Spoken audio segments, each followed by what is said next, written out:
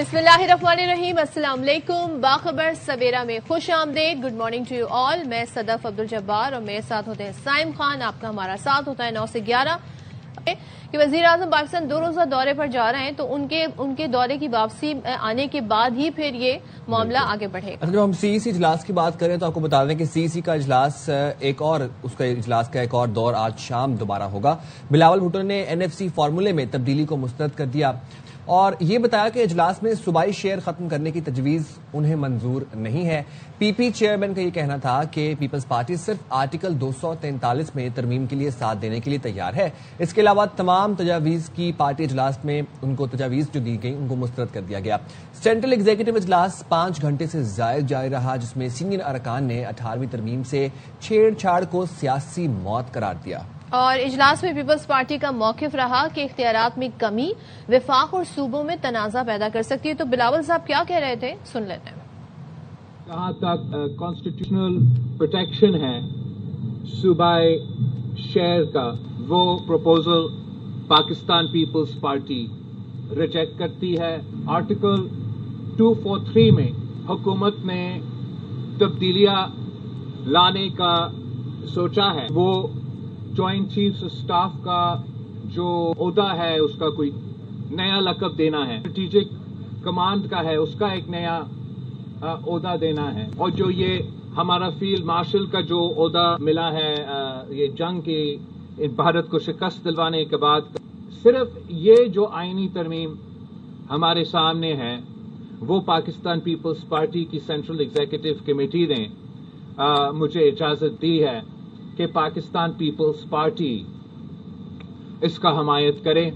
बाकी जो पॉइंट्स है या वो पूरी तरह से मुस्तरद हुए हैं। अब देख लेते हैं बाकी जो जमातें हैं उनका इस सारी सूरत हाल पे क्या मौकिफ है। पाकिस्तान तहरीक इंसाफ के चेयरमैन हैं बैरिस्टर गौहर, वो ये कहते हैं कि 26वीं तरमीम गलत थी, 27वीं भी गलत है। हुकूमत रात के अंधेरे में तरमीम मंजूर कराती है, उनको भी सुन लेते हैं। हम ये कह रहे हैं 26वीं तरमीम भी गलत थी और 27वीं तरमीम भी गलत। अभी हमारे पास कोई मुसव्विदा नहीं, हमने वही सुना है। हमेशा से ये हुकूमत किसी रश में होती है, रात के अंधेरे में उनसे कोई वर्शन लीक हो जाता है और फिर कहते हैं यही हमारा वर्शन है, क्योंकि यहाँ तो कभी भी डिस्कशन नहीं हुई। बल्कि मैं आपको यह कह रहा हूँ, मैंने फ्लोर ऑफ असेंबली में भी ये कहा, जो वर्शन हमारे साथ शेयर हुआ था उस वक्त स्पेशल कमेटी में और जिस वक्त फिर सेनेट में प्रेजेंट हुआ उसमें फर्क। अच्छा, मुत्तहिदा कौम मूवमेंट की बात करें तो एमक्यूएम के रहनुमा डॉक्टर फारूक सत्तार ये कहते हैं कि वज़ीर आज़म से मुलाकात में बल्दियाती निज़ाम के आईनी तहफ़्फ़ुज़ का वादा याद दिलाया और उन्होंने यकीन दहानी कराई है कि मकामी हुकूमतों को बाइख्तियार बनाने की तजवीज़ 27वीं तरमीम में शामिल की जाएगी। जरा उनको भी सुन लेते हैं। उन्होंने अपना वादा पूरा किया और हमें कमिट कर यकीन दिलाया कि वो जो 27वां आईनी तरमीमी बिल आ रहा है, हमारा आईनी तरमीमी पैकेज जो है वो उसका हिस्सा को जो 140A की एलिब्रेशन है, जो कि मकामी हुकूमत शहरी हुकूमत को बाइख्तियार बावसीला और बहुत मौसर बनाने से मुताल्लिक एक खुद मुख्तारी जो है वो देनी है। और इसी वाले से हम बात करें सेनेटर फैसल वाडा, वो ये कहते हैं जी 27वीं आईनी तरमीम डन है, अब 28वीं की बात करें। प्रोग्राम द रिपोर्टर्स में वो बात कर रहे थे, कहते हैं आईनी अदालतों पर इत्तेफाक राय है और साबिक चीफ जस्टिस काजी फाइज ईसा का नाम सामने आने में कोई हर्ज नहीं। सुन लेते। 27वीं को क्यों पीट रहे हैं सर? 27वीं हो गई है, डन डन डन। 28वीं की बात करें, कॉन्स्टिट्यूशन कोर्ट पहले भी बननी थी, अब भी बननी है, उस पर सभी का कंसेंसस है। रिटायरमेंट अगर 85 साल का सियासतदान जिसको 10 आदमी खड़ा करते हैं, 20 आदमी बिठाते हैं, 100 आदमी सुनाते हैं, एक आदमी बिठाता है, लेटाते हैं, सुनाते हैं, तो वो अगर 85 साल में परफॉर्म कर सकता है तो 78-70 साल की उम्र में एक आम आदमी क्यों नहीं परफॉर्म कर सकता? आप, मैं, कोई जज या कोई पुलिस वाला। जिन नामों को स्पेकुलेट किया जा रहा है वो भी कोई हमारे दुश्मन मुल्क के थोड़ी। साहब की बात कर रहे हैं, अगर उनकी बात भी स्पेकुलेशन हो रही थी तो मैंने उस पर यही मैं मुनासिब समझता हूँ कहना कि वो किसी हिंदुस्तान के तो नहीं चीफ जस्टिस ना, अगर उनका नाम भी अगर है तो कोई इसमें कोई बुराई की बात नहीं है। तो चलें तो बात कर लेते हैं। हमारे साथ मौजूद है हुकूमत का मौकिफ क्या है, वजीर मुमलिकत Huzaifa Rahman. Huzaifa, thank you so much join करने के लिए। ये बताइएगा कि क्या वजूहात हैं? बताया तो ये जा रहा है, जो हमारे रिपोर्टर बता रहे हैं कि जी अभी पीपल्स पार्टी ने अभी तक डिसाइड नहीं किया, लेकिन रात गए जो बिलावल भुट्टो ने प्रेस कॉन्फ्रेंस की है उसका लुबाब ये था कि जी एक तरमीम के अलावा बाकी हम तमाम तरमीम मुस्तरद करते हैं। तो क्या ये वजह है डिले की, ये अभी आप और मजीद पीपल्स पार्टी के फैसले का इंतजार कर रहे हैं? جی بالکل صدف، آپ نے درست فرمایا. آپ نے کلپس بھی چلائے چیئرمین بلاول کا بھی اور باقی لوگوں کا بھی. دیکھیں، پیپلز پارٹی کے بغیر نیشنل اسمبلی میں ہمارے نمبر پورے نہیں ہوتے، اور پیپلز پارٹی کے ووٹ نکال دیے جائیں تو سوال ہی پیدا نہیں ہوتا کہ آئینی ترمیم کی جائے. اس طریقے سے سینٹ میں بھی پیپلز پارٹی جو ہے سنگل لارجسٹ پارٹی ہے، ان کے بغیر 2/3 میجورٹی پوری نہیں ہوتی.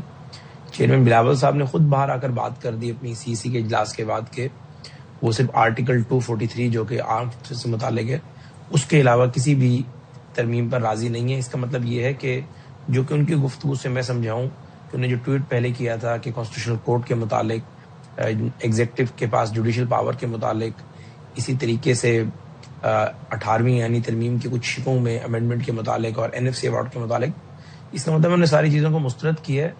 تو ظاہر ہے لامحالہ جو مسودہ ہم نے پیپلز پارٹی کی قیادت سے شیئر کیا تھا، وزیر اعظم صاحب خود گئے تھے اور انہوں نے صدر آصف علی زرداری صاحب کو مسودہ دیا تھا، اور وہی مسودہ آج کیبنٹ سے اپروو ہونا تھا، اور کیبنٹ کے بعد پھر سینٹ آف پاکستان میں وہ چلا جانا تھا، اور آج ہی سینٹ سے منظور ہو جاتا. چونکہ چیئرمین سینٹ اور اسپیکر کے پاس اختیار ہوتا ہے کہ وہ رولز کو سسپینڈ کر سکتے ہیں. رولز یہ کہتے ہیں کہ آپ جب اس کو پریزنٹ کرتے ہیں تو پھر متعلقہ کمیٹی کو بھیجتے ہیں، لیکن متعلقہ کمیٹی کو جی پلیز ایک چیز بتائیے گا. آج آپ نے کہا وہی مسودہ کابینہ سے منظور ہونا تھا جو شیئر کیا تھا پیپلز پارٹی سے، تو آپ کو کیا یقین دہانی کوئی کرا دی گئی تھی کہ جی یہ جو ایز اٹ از مسودہ ہے اس پہ ہم اگری کر جائیں گے، ایک رسمی کارروائی ہوگی CEC کی، تو آپ ایکسپیکٹ کر رہے تھے یہ فیصلہ پیپلز پارٹی سے؟ جی ایسی تو کوئی بات نہیں کی تھی کہ CEC کی کارروائی رسمی ہوگی، لیکن پیپلز پارٹی کی لیڈرشپ نے کافی غور و خوض کرنے کے بعد ہمارے ساتھ بیٹھ کر جو مسودہ ہم نے انہیں دیا تھا اس پر وہ متفق ہوئے تھے، تبھی کام آگے چلا تھا. لیکن اب جو ان کی طرف سے ان کا موقف آیا ہے کہ ان کے اپنے ممبران جو ہے وہ ایگری نہیں کر رہے، یا CEC کے اندر اس پہ بڑی تنقید کی گئی ہے، ان کی گفتگو سے ایسا لگتا ہے. اور آج وہ دوبارہ اس اجلاس کو جو ہے اس کی کنٹینیوٹی میں آج دوبارہ شام کو اجلاس ہوگا، تو اس لیے پیپلز پارٹی کی جب تک ان کی طرف سے کنسنٹ نہیں آ جاتی، حتمی جواب نہیں آ جاتا، تو کیبنٹ کا اجلاس آج کا بلانا جو ہے وہ اس کا کوئی فائدہ نہ ہوتا. اس لیے وزیر اعظم صاحب نے فیصلہ کیا ہے کہ جب تک پیپلز پارٹی کا جواب نہیں آتا تب تک کیبنٹ سے مسودے کو منظور کرانا جو ہے وہ یہ پریکٹس جو ہے بیکار جائے گی. گھنٹوں میں کیا فیصلہ چینج ہو جائے گا ان کا؟ ایسا کیا ہوگا؟ انہوں نے تو اپنا فیصلہ ایک طرح سے دے دیا ہے اس پریس کانفرنس کے تھرو. دیکھیے میں تو یہ نہیں کہتا کہ کچھ گھنٹوں میں فیصلہ چینج ہو جائے گا، لیکن ظاہر ہے اگر انہوں نے ہمیں حتمی جواب نہیں دیا تو امید پر دنیا قائم ہے، اور ہم امید کرتے ہیں کہ جس طریقے سے انیشیلی ان کے ساتھ چیزیں ڈسکس ہوئی تھی وہ اسی کو آگے لے کر چلیں گے. لیکن اگر ان کی طرف سے فیصلہ حتمی رہتا ہے تو پھر تو ذرا کوئی بات ہی نہیں ہے. اچھا ویسے 2-4-5 نمبر کا فرق نہیں ہے، ٹھیک ہے، تقریباً 70 سے 78 نمبر ہیں ان کے پاس. تو ظاہر ہے اس نمبر کو ہم جو ہے وہ 223 ووٹوں تک پہنچنے کے لیے ممکن نہیں ہے کہ ان کو ہم نظر انداز کریں اور پھر بھی آئینی ترمیم ہو جائے. پھر ظاہر ہے عوام دیکھ رہی ہے، اور ہم پارلیمنٹ کے اندر جو ہماری میجورٹی ہے وہ اس چیز کی متقاضی نہیں ہے کہ ہم 2/3 کر سکیں اور آئینی ترمیم میں جا سکیں. لیکن حذیفہ ایک بات بتائیے گا، کوئی شک نہیں اگریڈ کہ 18ویں ترمیم کے بعد وفاق کے ہاتھ خالی ہو جاتے ہیں اور صوبے اپنا ٹیکس سسٹم بھی ٹھیک نہیں کر سک رہے. پیپلز پارٹی کے انکار کے بعد اب دوسرا حل کیا ہے، سبسٹیٹیوٹ کیا ہے؟ دیکھیں دوسرا اس کا جو نیم البدل اگر آپ کہیں تو وہ تو پھر خاموشی ہی ہے. لیکن ہمارا اپنا نقطہ نظر یہ تھا کہ جو ہم نے پیپلز پارٹی کی قیادت کو بتایا تھا، اگر آپ مجھے 2-3 منٹ دیتے ہیں تو میں آپ کو بتا دیتا ہوں کہ جو ترامیم ہم کرنا چاہتے تھے اس کے پیچھے بیک گراؤنڈ کیا تھا. ایک تو ہم نے انہیں واضح کیا تھا کہ جو جوڈیشل جو ہے وہ ریفارمز کے لیے ہم نے پچھلی دفعہ 26ویں آئینی ترمیم کی، تو جتنے بھی سپریم کورٹ کے ججز تھے، لیگل فرٹرنیٹی سے لوگ تھے، انہوں نے بڑا اس پر فیڈ بیک دیا کہ 26ویں آئینی ترمیم جب انفورس ہوئی تو باقاعدہ لگا کہ آئینی بینچز سے کام نہیں چل پا رہا، بلکہ یہ آپس میں جو ہے اوور لیپنگ ہو رہی ہے سپریم کورٹ اور آئینی بینچ کی. تو اس لیے کانسٹیٹیوشنل کورٹ بننی چاہیے. پیپلز پارٹی نے اس پہ بالکل واشگاف الفاظ میں ایگری کیا تھا کہ جی آئینی کورٹ بننی چاہیے، اور ہم تو خود جو ہے چارٹر آف ڈیموکریسی میں اس کے سب سے بڑے جو ہے وہ دائی رہے ہیں، چیمپئن رہے ہیں. اس کے بعد ایگزیکٹو کو جوڈیشل پاورز کے حوالے سے ان کے سامنے یہی رکھا کہ اسلام آباد میں جوڈیشل پاور ایگزیکٹو کے پاس موجود ہیں. لیکن جنرل پرویز مشرف نے 2001 میں جب NRB بنایا تھا، نیشنل ریکنسٹرکشن بیورو، تو اس نے یہ ساری ریفارمز کی اور سول سرونٹ سے جو ہے وہ جوڈیشل پاورز لے کر وہ انہوں نے جو ہے وہ سول کورٹس میں دے دی. وہ اس طریقے سے ایکسرسائز ہی نہیں ہو پاتی. یعنی سول کورٹس کے اندر جوڈیشل پاور جو جرمانہ کرنا ہے، امن و امان قائم کرنا ہے، اگر اس کے علاوہ جو چھوٹے میٹرز ہوتے ہیں جس کے اندر جو ہے فار بریچ آف پیس کا ایشوز ہے، تو وہ جوڈیشل مجسٹریٹ دیکھا کرتے تھے. جو کہ ایگزیکٹو کے لگائے ہوئے ہوتے تھے. اسی طریقے سے انہیں بتایا گیا NFC کے حوالے سے کہ آج ہم فیڈرل گورنمنٹ میں پاور میں ہیں, کل آپ بھی آ سکتے ہیں. فیڈریشن کے پاس تو کچھ رہا ہی نہیں ہے, اور اگر پچھلے 16 سالوں میں یا 15 سالوں میں یہ باور ہو گیا کہ 18ویں آئینی ترمیم کے یہ حصے کمزور تھے یا یہ قابل عمل نہیں تھے, اور 60 سال پچھلا نظام جو تھا جو 1947 سے 2010 تک رہا, یا 1973 سے اگر آپ کہیں 45 سالہ نظام 2010 تک رہا, وہ ٹھیک تھا, تو اس پہ بھی وہ ان کی طرف سے جو ہے ابتدائی طور پر ایگری تھے وہ اس بات پر. اور انہیں 18 امینڈمنٹ کے ان حصوں کا کہا گیا کہ لیٹ سے تعلیم کا جو شعبہ ہے یہ فیڈریشن کے پاس اگر ہوگا, تو ایک دور تھا کہ HEC کی اربوں روپے کی گرانٹ ہوا کرتی تھی, اور HEC صوبوں کی یونیورسٹیز کو اربوں روپے گرانٹ دیا کرتا تھا. لیکن آج HEC کی صورتحال یہ کہ HEC کے اپنے پاس بھی تنخواہیں دینے کے پیسے نہیں ہیں. تو اس طرح کی کافی ساری چیزیں ان کے سامنے رکھی گئی, تو اس پر وہ ابتدائی طور پر ایگری تھے. اسی لیے چیئرمین بلاول نے صرف یہ کہا کہ میں اپنی CEC میں اس کو لے کر جاتا ہوں, اور ہماری پارٹی کا ایک مروجہ طریقہ ہے کہ ہم جو بھی کام کرتے ہیں CEC کی اس کی منظوری لیتے ہیں. لیکن رات جو ان کا اسٹیٹمنٹ آپ نے مجھے سنایا ہے, میں نے تو آپ کے چینل کے توسط سے سنا ہے, اس سے پہلے میں نہیں سن سکا تھا وہ, تو اس کے بعد تو ظاہر لگ رہا ہے کہ وہ شاید یو ٹرن لے چکے ہیں, یا انہیں CEC سے اتنی ریزنمنٹ کا سامنا کرنا پڑا ہے کہ وہ شاید باقی ترامیم میں ہمارا ساتھ نہیں دیں گے. تو اگر وہ ساتھ نہیں دیتے تو پھر ظاہر ہے یہ معاملہ یہاں لٹک جائے گا. پیپلز پارٹی کے ساتھ کے بغیر تو آئینی ترمیم کرنا ممکن ہی نہیں ہے ہمارے لیے. یعنی کہ آپ یہ کہہ رہے ہیں کہ بلاول صاحب نے یو ٹرن لے لیا, ایک طرح سے وہ اگری کر رہے تھے تمام باتوں سے, اور ظاہر وہی تھے جنہوں نے ٹویٹ کر کے سب سے پہلے بتایا تھا کہ جی ترمیم میں کیا کیا جی چیزیں ترمیم کے لیے آئی ہیں, تو اس سے سب کو آئیڈیا ہوا تھا. اب کیا ہوگا؟ جی بالکل صدف, آپ اب منانے کی کوشش کی جائے گی, بلاول صاحب کو کوئی کمیٹی بنائیں گے, کیا ہوگا اب؟ جی بالکل, وزیر اعظم صاحب بات کریں گے پریزیڈنٹ آصف علی زرداری صاحب سے, اور ہماری جو سیاسی ٹیم ہے پیپلز پارٹی کے باقی لوگوں سے بھی بات کرے گی. لیکن بات دیکھیں یہ ہے کہ اگر چیئرمین بلاول کو آئینی ترمیم کا جو مسودہ ان سے شیئر کیا گیا تھا اس پر اعتراض ہوتا, تو وہ اس ٹویٹ میں ایک لائن یہ بھی لکھ دیتے کہ میں ان ساری چیزوں کو مسترد کرتا ہوں. ابتدائی طور پر ہی ان کی طرف سے وہ ٹویٹ ہونا اور خاموشی اس بات کی غمازی کرتی تھی کہ وہ ابتدائی طور پر اس پہ ایگری کر رہے تھے. تو اب دیکھیں کہ ہم نے آئینی ترمیم تو یہ کروانی ہے, اور اس کے لیے پوری ایفرٹ کریں گے, پیپلز پارٹی کو کنونس کرنے کی کوشش کریں گے, اور مجھے حد تک الوسع یہ کوشش ہوگی ہماری, اور مجھے امید ہے کہ پیپلز پارٹی اس پر ایگری کر جائے گی. لیکن واٹ ہیز چینج, لائک کیا ایسا آپ کے خیال میں کیوں اپوزیشن کر رہے ہیں وہ باقی ترامیم کی؟ پیپلز پارٹی کا اپنا پیپلز پارٹی کا اپنا نقطہ نظر ہے. وہ کہتے ہیں کہ 18ویں آئینی ترمیم ہمارا برین چائلڈ تھا, اور 18ویں آئینی ترمیم سے جو ہے ہم نے صوبوں کو مضبوط کیا, اس کو آپ ٹچ ہی نہ کریں. اور 18ویں آئینی ترمیم میں ہی NFC ایوارڈ اور باقی چیزوں کا کہا گیا تھا. اور اسی طریقے سے کانسٹیٹیوشنل کورٹ کی مجھے ابھی تک سمجھ نہیں آئی. کانسٹیٹیوشنل کورٹ تو چیئرمین بلاول کا اپنا آئیڈیا تھا, وہ کہتے ہیں کانسٹیٹیوشنل کورٹ بننی چاہیے. اور اسی طریقے سے ایگزیکٹو کو جوڈیشل پاور دینا, اس حوالے سے بھی چیئرمین بلاول خود ایگری کرتے تھے. لیکن میرے خیال سے اگر میں غلط نہیں ہوں تو جو آپ نے مجھے ان کا شارٹ سنایا ہے اس میں تو یہی کہہ رہے تھے کہ 243 کے علاوہ ہم کسی میں ساتھ نہیں دیں گے. اس کا مطلب یہ ہے کہ وہ اس سے بھی پیچھے ہٹ گئے. وہ کہہ رہے ہیں آئینی عدالت کے لیے تمام صوبوں کو یکساں ریپرزنٹیشن ملنی چاہیے, جو میں نے رات گئے سنا تھا. اچھا, وہ ظاہر اس پہ بات ہو سکتی ہے, وہ کوئی ایسی بات نہیں ہے. وہ ان کا کہنے کا مطلب یہ ہوگا کہ جو آئینی کورٹ میں جو ججز آئیں, اگر وہ 13 تعداد ہو تو ساروں صوبوں کو برابر 4 یا 3 جو ہے وہ چاروں صوبوں میں تقسیم ہو, تو اس پہ بات کی جا سکتی ہے. لیکن باقی جو چیزیں ہیں اس پر بھی چیئرمین بلاول جو ہے انیشیلی ان کا سٹانس ہمارے حق میں تھا. لیکن رات CEC کی میٹنگ کے بعد اگر وہ چینج ہوئے تو ہم کوشش کریں گے کہ ان کے سٹانس کو دوبارہ اپنے ساتھ ملائیں. اور مجھے پوری امید ہے کہ ہم پیپلز پارٹی کو قائل کرنے میں کامیاب بھی ہو جائیں گے. حذیفہ, اور باقی اتحادیوں کے ساتھ کیا کیسے ڈائنامکس ہیں, وہ آن بورڈ ہیں MQM کی؟ اگر ہم بات کریں تو وزیر اعظم نے MQM کو بھی بلدیاتی حکومتوں کے تحفظ کی یقین دہانی کرائی ہے, لیکن پیپلز پارٹی ہمیشہ سے اس ترمیم کی مخالفت ہم دیکھتے تھے کہ کہیں نہ کہیں ٹو سم ایکسٹینڈ کر رہی تھی. تو MQM اب جو آپ کی اتحادی ہے اس کو کیسے دیکھ رہے ہیں؟ جی بہت شکریہ. جی MQM کا نقطہ نظر تھا کہ آرٹیکل 140A جس میں لوکل باڈیز کی ڈیفینیشن ہے, تو MQM یہ کہتی تھی کہ آرٹیکل 140A جو ہے وہ آئین کی روح کے مطابق اس چیز کو انشور نہیں کرتا کہ لوکل باڈیز بھی آپ کی جو جنرل الیکشنز ہیں ان کی طرح ان کا انعقاد بر وقت ہو اور لازمی ہو.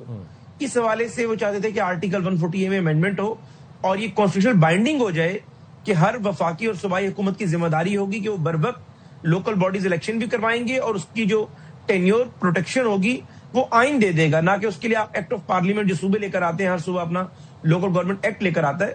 اس حوالے سے نون لیگ کا بھی نقطہ نظر یہی ہے, اور ہم نے MQM کو یقین دہانی کرائی ہے کہ انشاءاللہ تعالی وزیر اعظم صاحب نے کل انہیں کہا ہے کہ آرٹیکل 140A میں ہم امینڈمنٹ کر اس کو کانسٹیٹیوشنل پروٹیکشن دے دیں گے کہ جس طریقے سے آپ جنرل الیکشنز کراتے ہیں یعنی صوبائی اسمبلی کے اور نیشنل اسمبلی کے، اسی طریقے سے لوکل باڈیز کرانا بھی ہر صوبائی اور وفاقی حکومت کی ذمہ داریوں میں ہوگا، اور اگر وہ یہ ذمہ داری ادا نہیں کریں گے تو وہ کانسٹیٹیوشن کی وائلیشن کنسیڈر ہوگی. اور آپ جانتے ہیں کہ اگر آپ آئین کی وائلیشن کریں تو پھر آپ پر کون سا آرٹیکل جو ہے وہ انووک ہوتا ہے. اس حوالے سے ہم نے ایم کیو ایم کو تو راضی کیا ہے. اور باقی اگر آپ ہماری اتحادیوں کی بات کریں، جماعتی اور غیر جماعتی یہ والا آپشن بھی انکلوڈ کریں گے آپ کے؟ نہیں یہ دیکھیں یہ صوبے کی اپنی مرضی ہے. اچھا کہ جماعتی یا غیر جماعتی وہ تو ایکٹ آف پارلیمنٹ جب آتا ہے جس میں لوکل گورنمنٹ ایکٹ کی ہم بات کر رہے ہیں، وہ صوبہ ٹائم ٹو ٹائم چینج کر سکتا ہے، اور اس میں کوئی ایسی مضحکہ خیز بات نہیں کہ آپ جماعتی کرائیں یا غیر جماعتی کرائیں. اہم جو اعتراض ہے ایم کیو ایم کو بھی اور ہمارے لوگوں کو بھی وہ یہ ہے کہ آپ لوکل باڈیز کو 4-5 سال لیگل آن کر دیتے ہیں. سپریم کورٹ کی ججمنٹس کے باوجود آرٹیکل 140A موجود ہے، تو اس پر زرخیز دماغ سر جوڑ کر بیٹھے کہ ایسی کیا وجہ ہے کہ لوکل باڈیز بر وقت نہیں ہوتے. تو اس کی وجہ یہ ہے کہ لوکل باڈیز کے حوالے سے آئین یہ تو کہتے ہیں کہ لوکل باڈیز ضروری ہیں، لیکن ٹائم باؤنڈ نہیں کرتا آپ کو کہ آپ نے لازمی بر وقت کرانے ہیں. تو اس حوالے سے ایم کیو ایم کا نقطہ نظر ہے کہ اس کو آپ جو ہے ٹائم باؤنڈ کرائیں تاکہ کوئی بھی وفاقی اور صوبائی حکومت اپنی مرضی کے مطابق اس میں ڈیلے نہ کر سکے.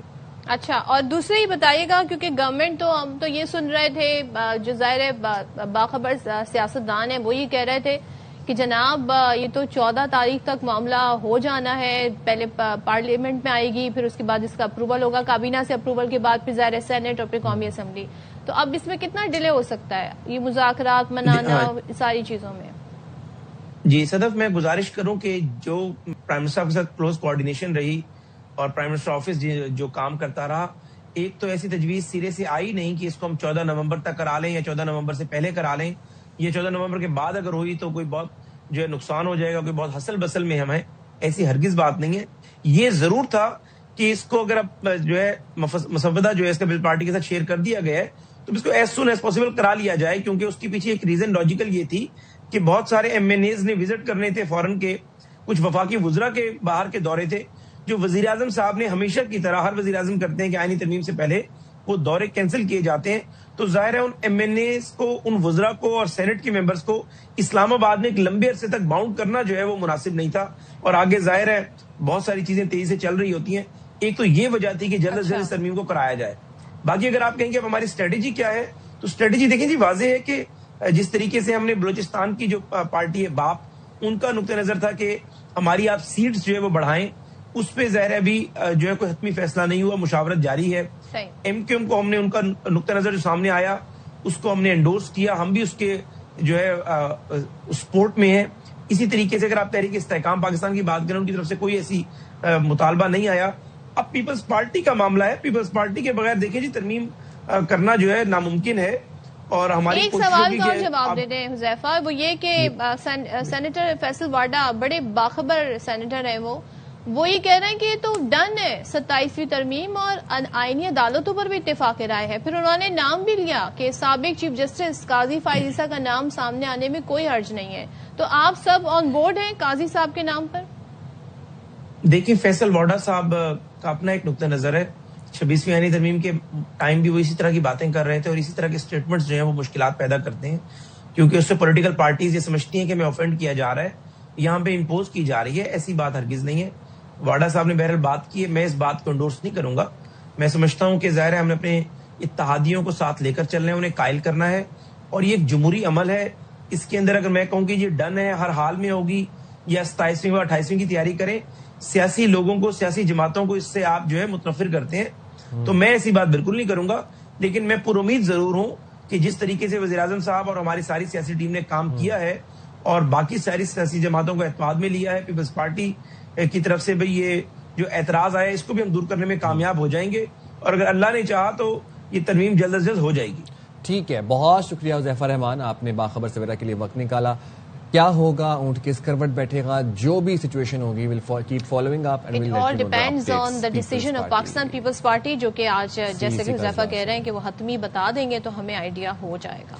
اچھا چلیں جی، ہم جاتے ہیں چھوٹی سی بریک پہ، حاضر ہوں گے بریک کے بعد. اسٹے رائٹ دیئر ود اس.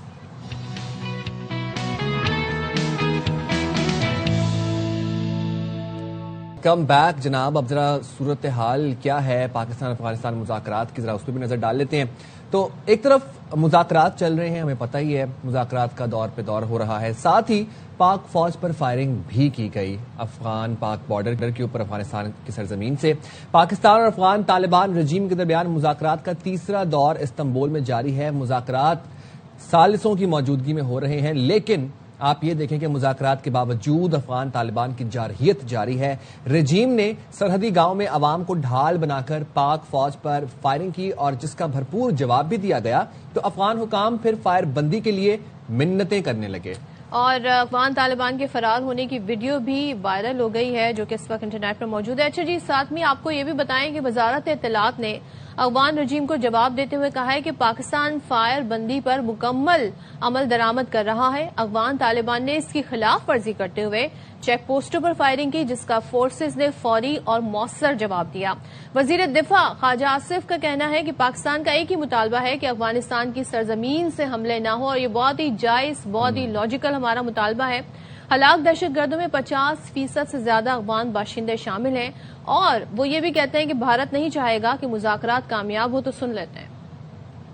چاہے گا کہ مذاکرات کامیاب ہوں۔ انڈیا کا انٹرسٹ ہے کہ ہم اس فرنٹ کے اوپر دہشت گردی کی صورت میں لاک ڈاؤن رہے ہیں۔ لازمی طور پہ قابل حکومت میں ضرور کوئی نہ کوئی لوگ جو ہیں ان کے تانے بانے ہندوستان سے ملتے ہیں۔ ایک چیز ایگری ہوتی ہے، 3 دفعہ ایگری ہوتی ہے، اور اس کے بعد ایک ٹیلی فون کال کے اوپر بیک آؤٹ کر جاتے ہیں۔ پچھلے چند ہفتوں کے اندر جو لوگ مارے گئے ہیں 55% تعداد جو ہے وہ افغان ہے۔ اس کا مطلب ہے کہ افغان ذات خود اس جنگ میں انوالو ہوئے ہیں۔ یہ پاکستانی طالبان کم رہ گئے ہیں، یہ ایک ہائیبرڈ قسم کی طالبان بن گئے ہیں، جس میں افغانی بھی ہیں پاکستانی بھی۔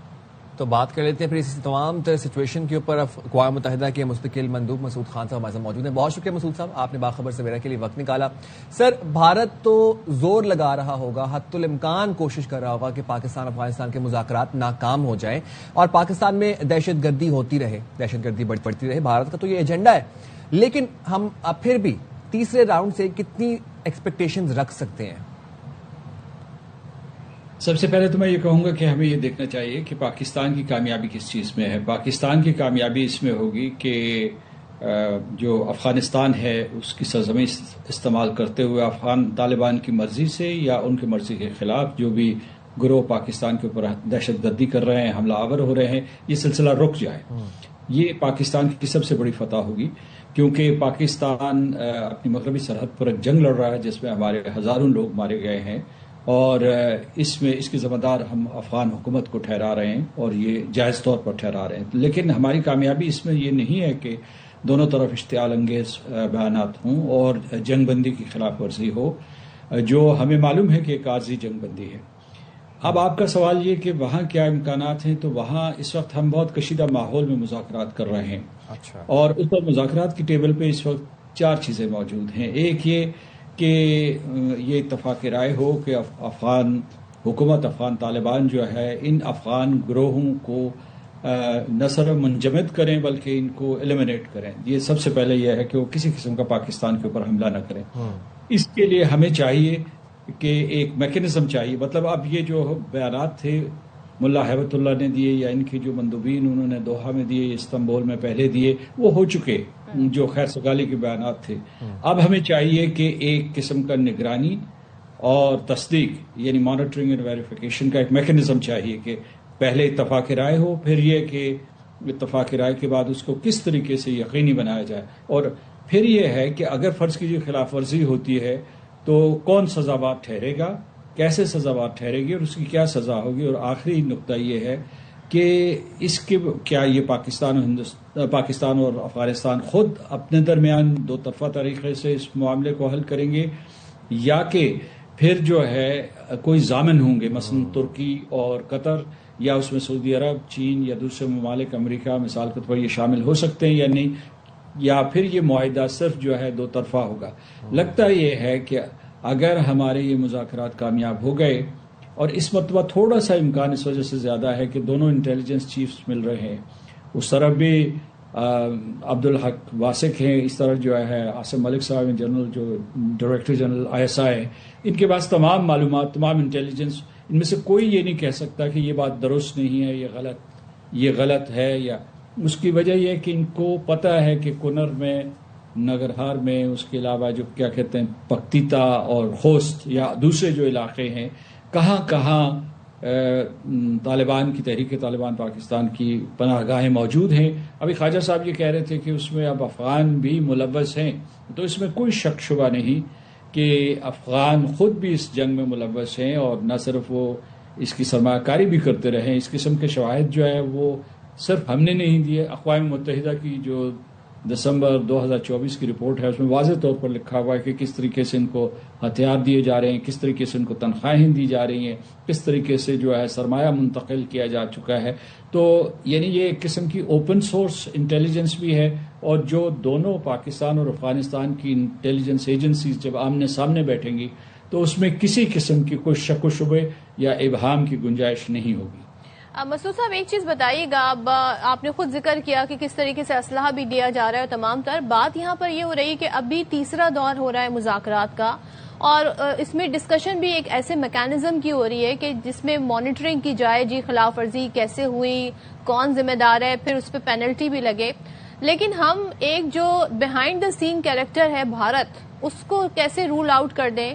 تو آپ کو لگتا ہے کہ جو رات کا انسیڈنٹ ہوا ہے کہیں نہ کہیں بھارت کی اس میں ساری پشت پناہی حاصل ہے؟ کیونکہ بھارت تو نہیں چاہے گا، اس کو تو سوٹ بھی نہیں کرتا اگر وہ اپنی جس طرح کی ان کی پالیسی ہے، جو نیریٹو وہ رکھتے ہیں پاکستان کے حوالے سے کہ یہ مذاکرات کسی بھی طریقے سے اس نتیجے پر بھی پہنچے کہ کوئی ایسا میکینزم ہی بن جائے. تو آپ کو لگتا ہے کہ اس کو سبوتاژ کرنے کی کوشش اصل میں بھارت کی طرف سے تھی؟ جی بالکل، میں جو سمجھتا ہوں کہ کل کا جو واقعہ ہوا ہے وہ ایسے خود بخود نہیں ہو گیا، اس کی منصوبہ بندی کی گئی اور اس کی ٹائمنگ کی گئی کہ یہ استنبول میں مذاکرات ہو رہے ہیں اور انٹیلیجنس چیفز مل رہے ہیں، تو اس وجہ سے جو ہے اسے سبوتاژ کیا جائے. دوسری یہ میں بتاؤں کہ بھارت کی دراندازی جو یا مطلب جو دخل اندازی ہے افغانستان میں وہ ملٹی پرونگڈ ہے. یعنی مطلب وہ ایک تو یہ ہے کہ وہ افغانستان کی حکومت کے اندر گھس گئے ہیں اور انہوں نے دھڑے بندی کروا دی ہے، اور جو ان کے گروپس ہیں، فیکشنز ہیں کابل اور قندھار، ان کے درمیان جو ہے ایک قسم کا رفٹ پیدا کر دی ہے. دوسرا یہ ہے کہ بھارت نے افغانستان کی حکومت جو دھڑا ان کی بات سنتا ہے اس کے ساتھ تعلقات بہت مضبوط کر لیے ہیں. اور تیسرا یہ ہے کہ براہ راست تحریک طالبان پاکستان کی سرمایہ کاری کرتے رہے ہیں. تو اس طریقے سے بھارت کا تو وہاں رول ہے ہی ہے. بھارت کا یہ رول جو ہے میں سمجھتا ہوں کہ یہ 2001 میں شروع ہوا تھا جب دہشت گردی کے خلاف جنگ شروع ہوئی تھی، تو انہوں نے حامد کارزائی کی حکومت اور پھر جو ہے اشرف غنی کی حکومت میں اس قسم کے اڈے وہاں قائم کیے تھے، اور ان اڈوں کے لیے سہولت کاری جو ان کے کانسلرز کرتے تھے جن کی تعداد بھی بہت زیادہ کر دی گئی تھی، اور ان میں سے بہت سے جو تھے پاکستان افغانستان سرحد کے اوپر تھے. اب جب طالبان 2021 میں برسر اقتدار آئے، افغان طالبان کی بات کر رہا ہوں، تو اس کے بعد تھوڑا سا تعطل آیا تھا، لیکن بھارت نے دوبارہ اپنی سپیس وہاں حاصل کر لی ہے، اور پورے زور کے ساتھ وہ پاکستان اور افغانستان کے درمیان غلط فہمیاں پیدا کرنے کی کوشش کرتا ہے، غلط فہمی کا تصادم کی صورتحال پہ لے گیا ہے. تو یہ جو بات آپ کہہ رہی ہیں یہ 100% درست ہے. رائٹ تھینک یو ویری مچ سردار مسعود خان صاحب، آپ نے باخبر سویرا کے لیے وقت ملا. اور بھارت اپنے مذموم عزائم سے باز نہیں آتا، بھارت کو انسٹیبلٹی سوٹ کرتی ہے. اتنی مار کھانے کے بعد، اتنی ہزیمت خفت اٹھانے کے بعد ڈونلڈ ٹرمپ تو روزانہ یاد دلاتے ہیں. وہ تو انہوں نے 8 طیارے بتا دیے. انہوں نے کہا یہ جو اخبار وغیرہ لکھتے ہیں ان میں سے کافی تو جھوٹ بولتے ہیں. 8 طیارے 50-60 مرتبہ تو کہہ ہی چکے ہیں وہ. چلیں جی بریک لیتے ہیں، بریک کے بعد آپ کے ساتھ آئیں.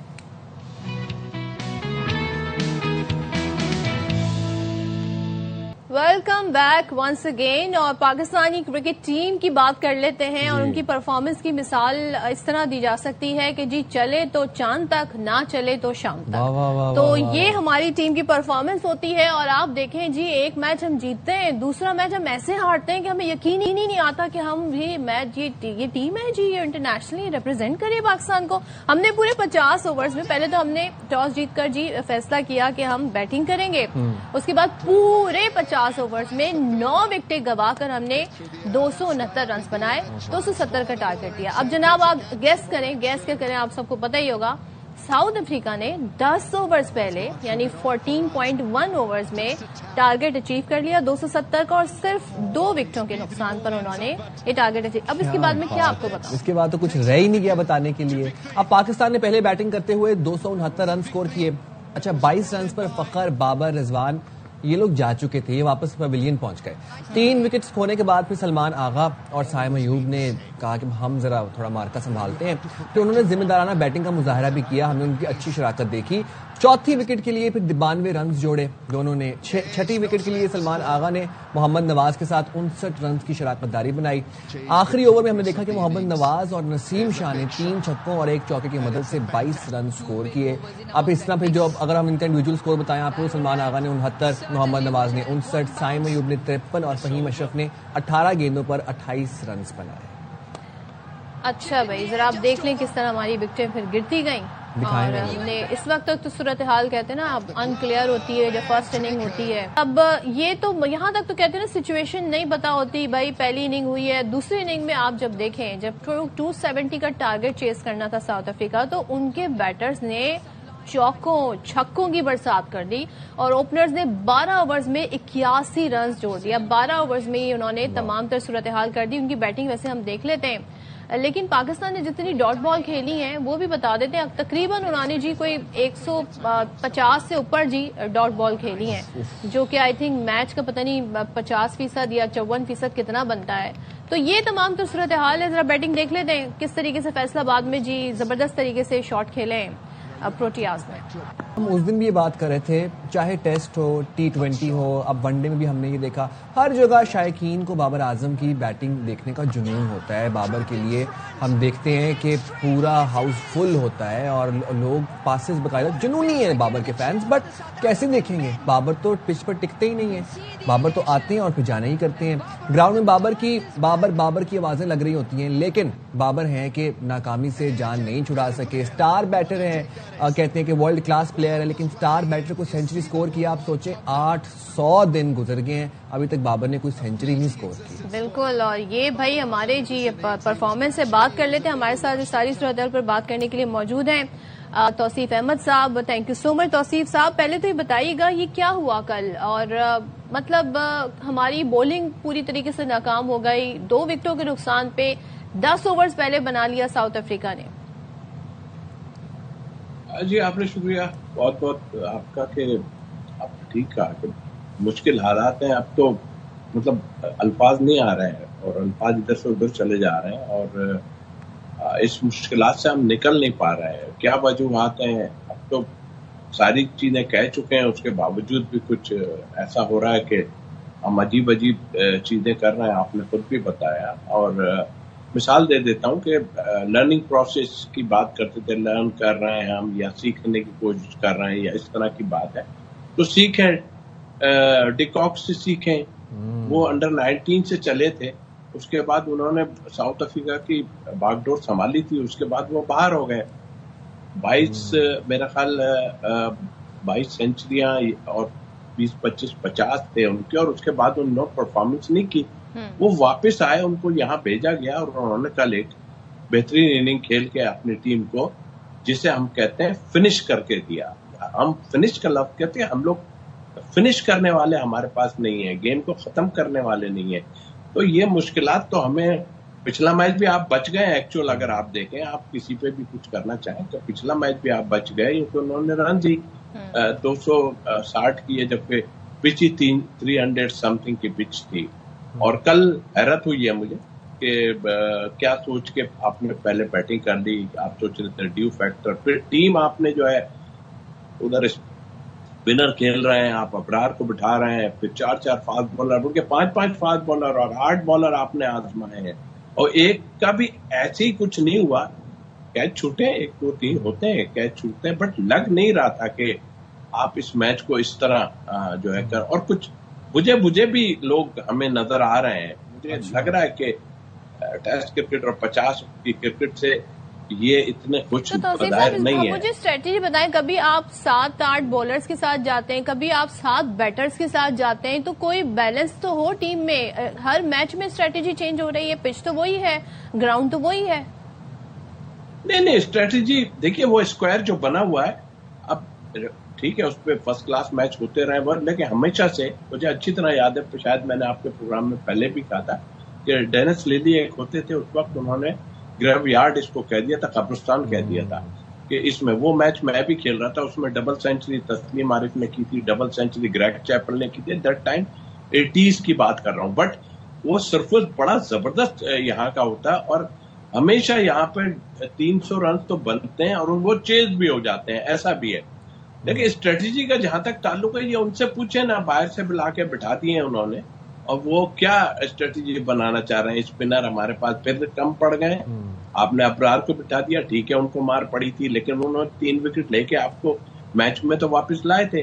وہ تو آپ کی اپنی مرضیاں ہیں کہ آپ 12-15 رن چیز کر رہے ہیں, آپ کی وکٹیں باقی ہیں اور آپ لوگ آؤٹ ہو رہے ہیں, اور پھر وہ میچ پھنس جاتا ہے, جا کے نیچے ایک آدمی چھکا مار کے آپ کو بچا لیتا ہے. تو ان سے پوچھیں نا, کوئی آن کے جواب دے تو ہو, کوئی سلیکٹر جواب دے. ایک اور چیز بھی تھوڑی روشنی ڈال دیں, یہ ڈاٹ بالز کا کیا علاج ہے, اس کو کیسے کیور کیا ہے, اس کے ہمیں ذرا اس مرض کی نا علاج بتا دیں. کل ہم نے دیکھا کہ ہم نے 164 ڈاٹ بالز کھیلی, اتنی خراب بیٹنگ, مطلب اس کا حل بتا دیں آپ. دیکھیے, ایک تو سم ٹائم یہ انڈرسٹینڈنگ سے ہوتا ہے, یہ آپ کے ساتھ جو رنر سامنے جو کھڑا ہے نا پارٹنر, اس کے ساتھ سے ہوتا ہے کتنی انڈرسٹینڈنگ ہے, کس طرح بھاگتے ہیں. لیکن اس کرکٹ میں بہت زیادہ انڈرسٹینڈنگ ہوتی ہے اور کرتے ہیں. ہمارے یہاں 2-3 ایسے پلیئر گزرے ہیں جو رن آؤٹ ہو جاتے تھے, اتنے اچھے رنر نہیں تھے, ہمیں معلوم ہے. لیکن آپ جب رنز کے لیے جائیں گے ہی نہیں اور آپ کوشش ہی نہیں کریں گے, کیونکہ میں نے دیکھا ہے کہ آپ تو رنز 1 رن کے لیے تو کوشش ہی نہیں کرتے جو دوسری ٹیمیں کرتی ہیں. تو یہ ایک طریقہ کار ہوتا ہے کسی بولرز کو ڈسٹرب کرنے کا, کہ اگر آپ نہیں کھیل پا رہے تو 1 رن لے کے ایٹ لیسٹ دوسرے اینڈ پہ چلے جاؤ اور جا کے. یہ پلیئر کے اپنے اوپر ہے, اس میں کون سکھائے گا ان کو. ٹھیک ہے, آپ پریکٹس میں کرا دیں گے, جی گیند روکی, قریب روک کے بھاگے اور ڈائیو ماری اور یہ سب آپ پلان اور وہ کرتے ہیں جا کے. لیکن میچ میں کیا ہو جاتا ہے, بہت پریشر ہوتا ہے. آپ ایک ہی طرف لگے ہوئے ہیں, صرف آپ لگے ہوئے ہیں کہ جی بابر کچھ کر دے تو بس سارا کچھ حل ہو جائے گا. میچ جیتنا ہے, کوئی بھی جیتا ہے, بابر جیتا ہے. کل 3 برگر نام ہے شاید ان کے, برگر جو ان کا فاسٹ بولر ہے, اس نے 3 بالوں میں ہماری جو ہے پوری ٹیم آلموسٹ ختم کر دی. وہ تو شکر گزار ہیں اتنی لمبی. پھر وہ کہتے ہیں نا کہ ہم تو بیٹنگ اسی لیے لمبی کھلاتے ہیں کہ بھائی ہمیں نہیں پتا کہ ہمارے اوپر والے کچھ کریں گے نہیں. بھائی جان چھوڑ دیں, دوسروں کو کھلا دیں. 2-3 پلیئر ہمارے باقی رہ گئے, فیصل اکرم کو آپ کھلا دیں اسپنر میں, اور میں تو کہہ رہا ہوں رضوان آپ بھی بیٹھ جائیں اور حسیب اللہ کو بھی چانس دے دیں بھائی, کیونکہ ایسے کچھ نہیں ہوگا. آپ جیت جائیں, ہو سکتا ہے پرسوں آپ جیت جائیں, کر لیں گے, لیکن آپ کی کنسسٹنسی آپ کے پاس نہیں ہے. یہ ٹیم ڈسٹرب ہے, اور ابھی تک ڈسٹرب ہے. یہ کون سی تیاری ہے, مجھے تیاری کوئی ایسا نظر نہیں آ رہی. ٹھیک ہے, آپ کہہ رہے ہیں کہ جی کوئی تیاری ان کی نظر نہیں آ رہی, جو ہمیں دونوں میچ میں بھی نظر آیا. اب دیکھتے ہیں کیا ہوتا ہے. تھینک یو سو مچ. توصیف احمد صاحب ہمارے ساتھ تھے. اور اب دیکھیں جیت جو ہوتی ہے نا, اس میں نظر آنا چاہیے کہ جی اچھی پرفارمنس سے یہ جیت ملی ہے. جو لاسٹ میچ ہم نے جیتا, اب اگر فرض کریں ہم تیسرا جیت جاتے ہیں اور جس طریقے سے پہلا جیتا اس طرح جیتا جاتا ہے, لیکن اس پہ آپ یہ نہیں کہہ سکتے کہ جی یہ انڈیویجول بڑی اچھی پرفارمنس دے رہا ہے یا یہ ٹیم بڑی اچھی پرفارمنس دے رہی ہے. اس پہ ہم یہ کہہ سکتے ہیں کہ دعاؤں سے اور کسی معجزے سے جیت کے آئے ہیں. ماڈرن ڈے کرکٹ کھیل دیکھنے کو نہیں ملی. اور یہ ساؤتھ افریقہ کی وہ ٹیم بھی نہیں تھی. توصیف بھائی ابھی ڈبل, ہاں ایگزیکٹلی 7 سے 8 انٹیگرل پلیئرز تھے, اور توصیف بھائی ابھی ڈبل سینچری کی ذکر کر رہے تھے. And I was very surprise کہ مجھے یاد نہیں آخری دفعہ میں نے ڈبل سینچری کا ورڈ کب سنا تھا. بچپن میں شاید کہیں سنا, اور ڈبل سینچری. اچھا جناب, جہاں پر ہم آپ کو کھیل کے میدان سے خبر دے رہے ہیں, وہاں پہ موونگ فارورڈ کچھ مسائل بھی ہیں اور ان کو بھی ڈسکس کر لیتے ہیں. فیصل آباد کا رخ کرتے ہیں. فیصل آباد میں گزشتہ روز ایک بڑا افسوسناک واقعہ پیش آیا. نجی یونیورسٹی کی پارکنگ میں BSc کی طالبہ سے وین ڈرائیور نے زیادتی کی. زیادتی کا واقعہ پیش آیا. طالبہ سے زیادتی اور بلیک میل کرنے والے 2 وین ڈرائیوروں کو گرفتار کر کے پھر مقدمہ بھی درج کر لیا گیا. پولیس کے مطابق ڈرائیور جو تھا اویس, اس نے طالبہ کا موبائل فون ہیک کر کے تصاویر حاصل کی اور پھر وہ اسے وائرل کرنے کی دھمکیاں دیتا تھا اور اس کو بلیک میل کرتا تھا. اور ڈرائیور عدنان نے کیا کیا کہ طالبہ سے 5 تولے سونا بھی لیا. آپ سوچیں.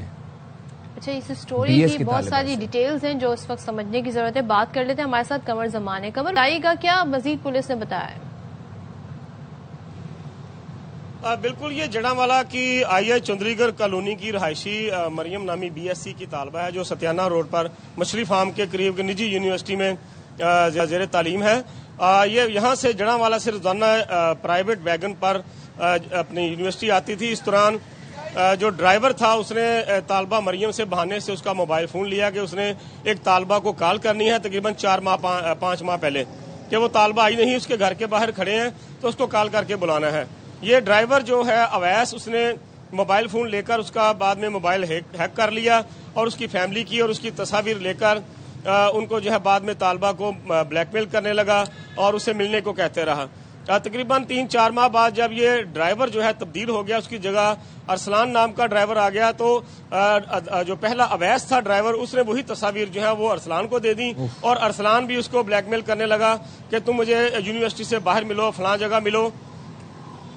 جب یہ طالبہ جو ہے ارسلان کا بھائی, وہ بھی اسی یونیورسٹی میں پرائیویٹ ویگن چلاتا ہے, عدنان, اس کو جا کے طالبہ نے شکایت کی تو عدنان نے اپنے بھائی ارسلان سے وہ تصاویر حاصل کر کے طالبہ کو بلیک میل کرنا شروع کر دیا اور اس کو جو ہے وہ پیسے جو ہے وہ مطالبہ کرنے لگا. اس دوران طالبہ کو بلیک میل کر کے کہ یہ تمہاری تصویریں میں وائرل کر دوں گا تمہاری اور تمہاری فیملی کی, مجھے پیسے لا کر دو, سونا لا کر دو. 5 تولے سونا جو ہے طالبہ اپنے گھر سے لے کر وہ اس نے عدنان کو دیا, جس کے بعد یہ 27 مئی کا وقوع ہے جب یہ طالبہ کو اس نے یونیورسٹی کی جو پارکنگ ہے وہاں پر چھٹی سے پہلے بلایا اور گاڑی میں مبینہ طور پر پستول دکھا کر زبردستی گاڑی کے اندر اس کو زیادتی کا نشانہ بنایا, جس کے بعد 2 روز قبل جو ہے اہل خانہ کو طالبہ کے والد کو علم ہوا, جس کے بعد پولیس سے رابطہ کیا گیا اور پولیس نے تھانہ صدر پولیس نے مقدمہ درج کر کے 2 ملزمان اویس جس نے تصاویر حاصل کی تھی اس کی فیملی کی موبائل ہیک کر کے اور جس نے زیادتی کی ہے عدنان, وہ دونوں ڈرائیورز کو گرفتار کر لیا ہے اور ان کا بہت شکریہ جسمانی ریمانڈ. ہمیں اس کی ڈیٹیل بتا. اب دیکھتے ہیں جی پولیس آگے مزید کیا کارروائی. جائیں چھوٹی سی بریک پہ, حاضر ہوں گے بریک کے بعد.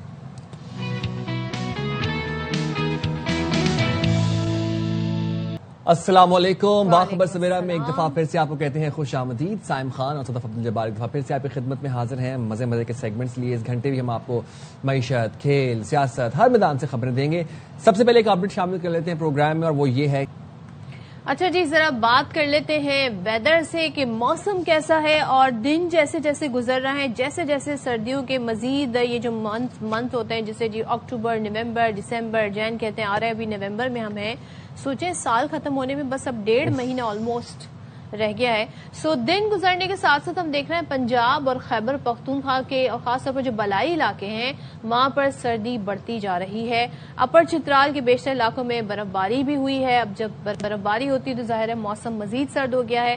اسی طریقے سے وادی یارخون میں بھی گزشتہ 2 دن سے خون جما دینے والی سردی سے ہم ندی نالوں اور پینے کے پانی کے نلکوں میں پانی تک جم گیا. اب آپ اس سے اندازہ لگائیں ایسی سردی تو کراچی والوں نے کبھی ایکسپیرینس ہی نہیں کی اپنی لائف میں. ہاں اگر وہ جائیں ان علاقوں میں تو ہی وہ ایکسپیرینس کر سکتے ہیں. اور گلگت کے مضافات میں ہم بات کریں تو وہاں پر جی برف باری ہوئی ہے. کیا خوبصورت موسم ہوگا, نہیں آپ مناظر کیا خوبصورت ہوں گے, روح پرور مناظر. اچھا جی, استور سمیت دیگر علاقوں کا حسن بھی دوبالا ہو گیا ہے اور یہ جو مناظر بھی اپنے اسکرین پر آپ ملاحظہ کر سکتے ہیں. یہ دیکھیں پانی جمع ہوا ہے لائنز کے اندر, برف بنا ہوا ہے پانی, تو پانی نے آنا کیسے ہے پھر. یہ بڑا ویسے بڑی لائف جو ہے بڑی ٹف ہو جاتی ہوگی صورتحال میں, لیکن ظاہر ہے جب آپ اس طرح کے موسم میں رہ رہے ہوتے ہیں تو پھر آپ اس سے فائٹ کرنے کے لیے بھی آپ نے ڈفرینٹ اسٹریٹجی بنائی ہوئی ہوتی ہے. تو خاص طور پہ جی بڑا اچھا موسم ہے اور سیاح بھی ہم دیکھ رہے ہیں ان علاقوں کا رخ بھی کر رہے ہیں. تو ایسے موسم کا تو انتظار کرتے ہیں سیاح. خاص طور پر کہتے ہیں جی برف باری ہوگی, سنو فال ہو رہا ہوگا تو ہم جائیں گے, تو ہی اصل مزہ ہے سنو فال دیکھنے کا. اچھا, سنو فال جب ہو رہی ہو نا تب اس کو ایکسپیرینس, تب ایگزیکٹلی تب سردی بھی نہیں ہوتی. جب وہ ہو رہی ہو تب اس کو ایکسپیرینس کرنے کا ایک الگ ہی وہ ایک ایکسپیرینس ہے. بٹ جب وہ ہو جاتی ہے اس کے بعد جب وہ برف جم جاتی ہے, پھر وہ سلپری ہو جاتی ہے, پھر حادثات ہوتے ہیں, چلا بھی نہیں جاتا پھر اس برف کے اوپر, تو وہ تھوڑا ذرا دشوار گزار سچویشن ہوتی ہے. بٹ کراچی میں کیا چل رہا ہے, کراچی میں تو نا 3 ڈفرینٹ موسم چلتے ہیں ایک دن کے اندر. صبح کے ٹائم جو ہے وہ ہلکی سردی ہوتی ہے, دوپہر کے ٹائم تیز شدید تپش ہوتی ہے, گرمی ہوتی ہے, اور رات کے ٹائم جو ہے وہ ٹھنڈ ہو جاتی ہے, تھوڑی سی ٹھنڈ ہوتی ہے رات کے ٹائم میں. تو یہ جی موسم ہے اور موسم کی وجہ سے لوگوں کی جو مزاج ہیں وہ بھی پھر موڈ ان کا چینج ہوتا رہتا ہے. اسی طریقے سے جی نزلہ کھانسی زکام ظاہر ہے کبھی لوگ گرمی ایکسپیرینس کر رہے ہیں, کبھی تھوڑی سی سردی ایکسپیرینس کر رہے ہیں, تو یہ صورتحال رہتی ہے. اچھا, لاہور میں پنکھے بند ہو گئے ہیں, وہاں پر وہ جو ہم پھولوں والی رضائیاں کہتے ہیں, کمبل کہتے ہیں, وہ نکل آئے ہیں اور لاہوریوں نے پنکھے بند کر دیے اپنے, اور انہوں نے اپنی ہوڈیز بھی نکالی ہیں, جیکٹس بھی نکل آئی ہیں لاہوریوں کی. تو لاہور کا یہ موسم ہے. لاہور میں اب سیڈلی اینڈ انفارچونیٹلی وہاں پہ اسموک والا بھی سسٹم ہے, تو وہاں پر ذرا وہ اس طریقے سے انجوائے بھی نہیں کر پاتے موسم کو گھروں میں محصور. یہ اب یہاں پر ٹھیک ہے نا, محصور ہو کے رہتے ہیں گھروں میں. بالکل. اور جب کہتے ہیں نا جب پنکھے بھی بند جاتے ہیں نا, تو جو گھڑی کی ٹک ٹک ٹک ٹک ہوتی ہے نا, وہ تک سنائی دیتی ہے. کہیں پہ اگر آپ جو گھر میں بیسن میں جو نلکا ہے نا وہ اگر نہیں ٹھیک ہے تو وہ بھی پانی کی ٹپ ٹپ سنائی دیتی ہے. لیکن سردیوں کے آتے ہی سردیاں اپنے ساتھ بہت سی سوغاتیں لے کے آتا ہے. سوغات کیا پلورل کیا ہوگا؟ سوغات آتی ہے سردیوں کے ساتھ بہت سی. اگر ہم میوہ جات کی بات کریں تو خشک میوہ بلوچستان میں ایک ایسا ہے جو کھایا نہیں جاتا بلکہ چبایا جاتا ہے. سوچیں, مطلب پاپڑ ہے کیا یہ؟ نہیں, یہ صرف چبانے کے لیے ہوتا ہے, اس کو چیو کرنا ہوتا ہے. اس کو کہتے ہیں شنائے, اور یہ شنائے کہلانے والا اس میوہ, یہ جو میوہ ہے اس کی ضرب المثل بھی ایک بڑی مشہور ہے کہ شنائے چھپائے نہیں چبائے جا سکتے. کیا بات ہے, مطلب یہ وہاں کا لوکل ایک وہاں کا ضرب المثل ہے. اب چمن میں موسم سرما کے دوران شنائے کا استعمال کثرت سے کیا جاتا ہے. دیکھتے ہیں اختر گلفام کی یہ رپورٹ.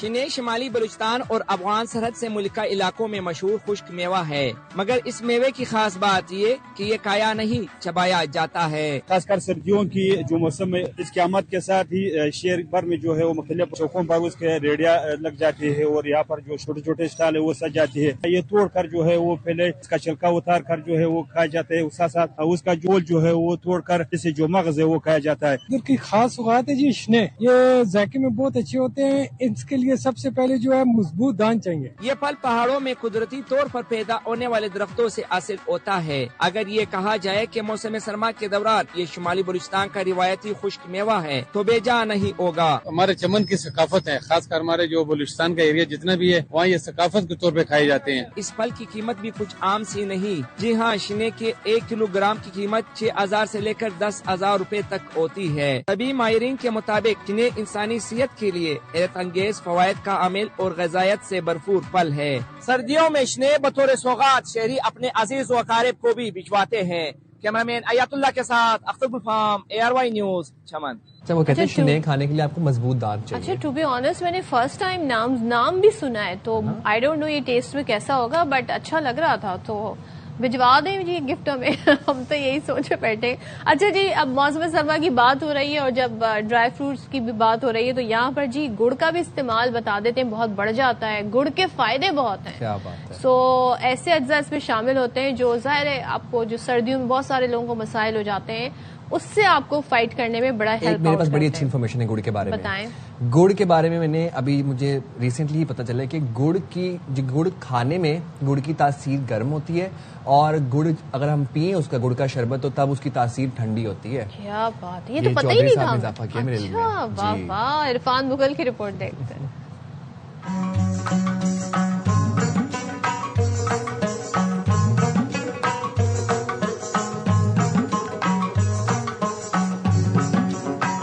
سردیوں کے آغاز کے ساتھ ہی گڑ کا استعمال اور اس سے بنی اشیاء خوردنوش کی مانگ میں اضافہ ہو جاتا ہے. گڑ بنانے کا عمل گنے کی کٹائی سے شروع ہوتا ہے, جہاں گنے کو مشین میں ڈال کر اس کا رس نکالا جاتا ہے. رس کو چھان کر صاف کیا جاتا ہے اور پھر اسے بڑے لوہے کے کڑاہوں میں پکایا جاتا ہے. دادا پردادا سے ہم یہ کام کر رہے ہیں. ہماری لیبر ہے تقریباً 5 بندے اس میں کام کرتے ہیں. 5 بھی ہوتے ہیں, 6 بھی ہوتے ہیں, اور گنا جو ہے نا خریدتے ہیں. گڑ ادھر بھی بیچتے ہیں اور منڈی پہ بھی جاتا ہے. مسلسل گرم کرنے اور جھاگ ہٹانے کے بعد جب رس گاڑھا ہو کر سنہری یا بھورا رنگ اختیار کر لیتا ہے تو اسے سانچوں میں ڈال کر ٹھنڈا کیا جاتا ہے. ٹھنڈا ہونے کے بعد مختلف شکلوں میں تیار ہونے والا گڑ مارکیٹ تک پہنچایا جاتا ہے. مقامی لوگوں کا کہنا ہے کہ گڑ میں آئرن, کیلشیم, میگنیشیم اور ضروری منرلز بھی پائے جاتے ہیں جو اسے توانائی کا قدرتی ذریعہ بناتے ہیں. یہ ہم جو گڑ لینے ہیں ہم گھر میں استعمال بھی کرتے ہیں اور اپنے دوستوں احباب جو باہر ہوتے ہیں ان لوگوں کو بھی بھیجتے ہیں.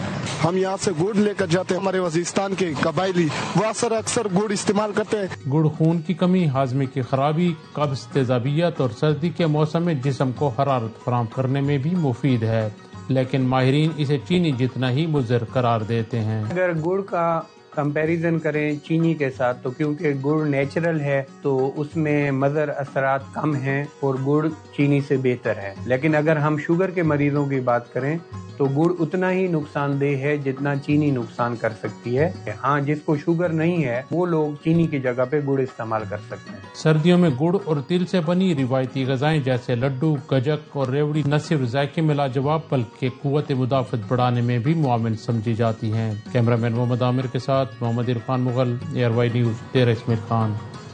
अच्छा, चौधरी साहब ने आपको इतनी वैल्यूएबल इन्फॉर्मेशन दी तो वो शरबत नहीं लेकर आए गुड़ का? गुड़ मंगवाएंगे उनसे 5-5 किलो। सुन लें चौधरी साहब, ताल्लुक भी पंजाब से ही है। जनाब, moving forward and coming to Karachi.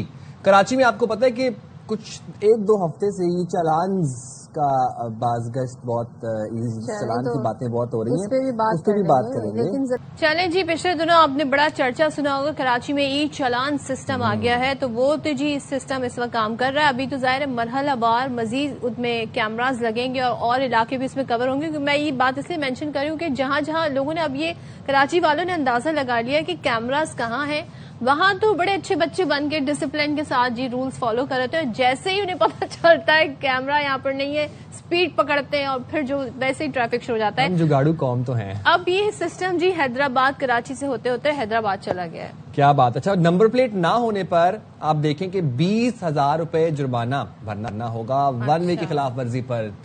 कितना? 3,000। इसी तरह सीट बेल्ट ना पहनने, हेलमेट ना लगाने वालों को भारी जुर्माने भी भरने पड़ेंगे हैदराबाद में। ट्रैफिक पुलिस के मुताबिक ट्रैफिक चालान की रकम बढ़ा दी गई है, लेकिन फिलहाल सादा चालान दिए जा रहे हैं। लेकिन अब हैदराबाद में भी जल्द ई चालान सिस्टम नाफिज कर दिया जाएगा। सादा चालान क्या होता है? चले जाम फरीद लाखों नुमाइंदे उनसे पूछ रहे थे। बताइएगा भाई, हैदराबाद में भी रकम बढ़ा दी गई है और ये जो सादा चालान है ये क्या है, जरा बता दीजिएगा।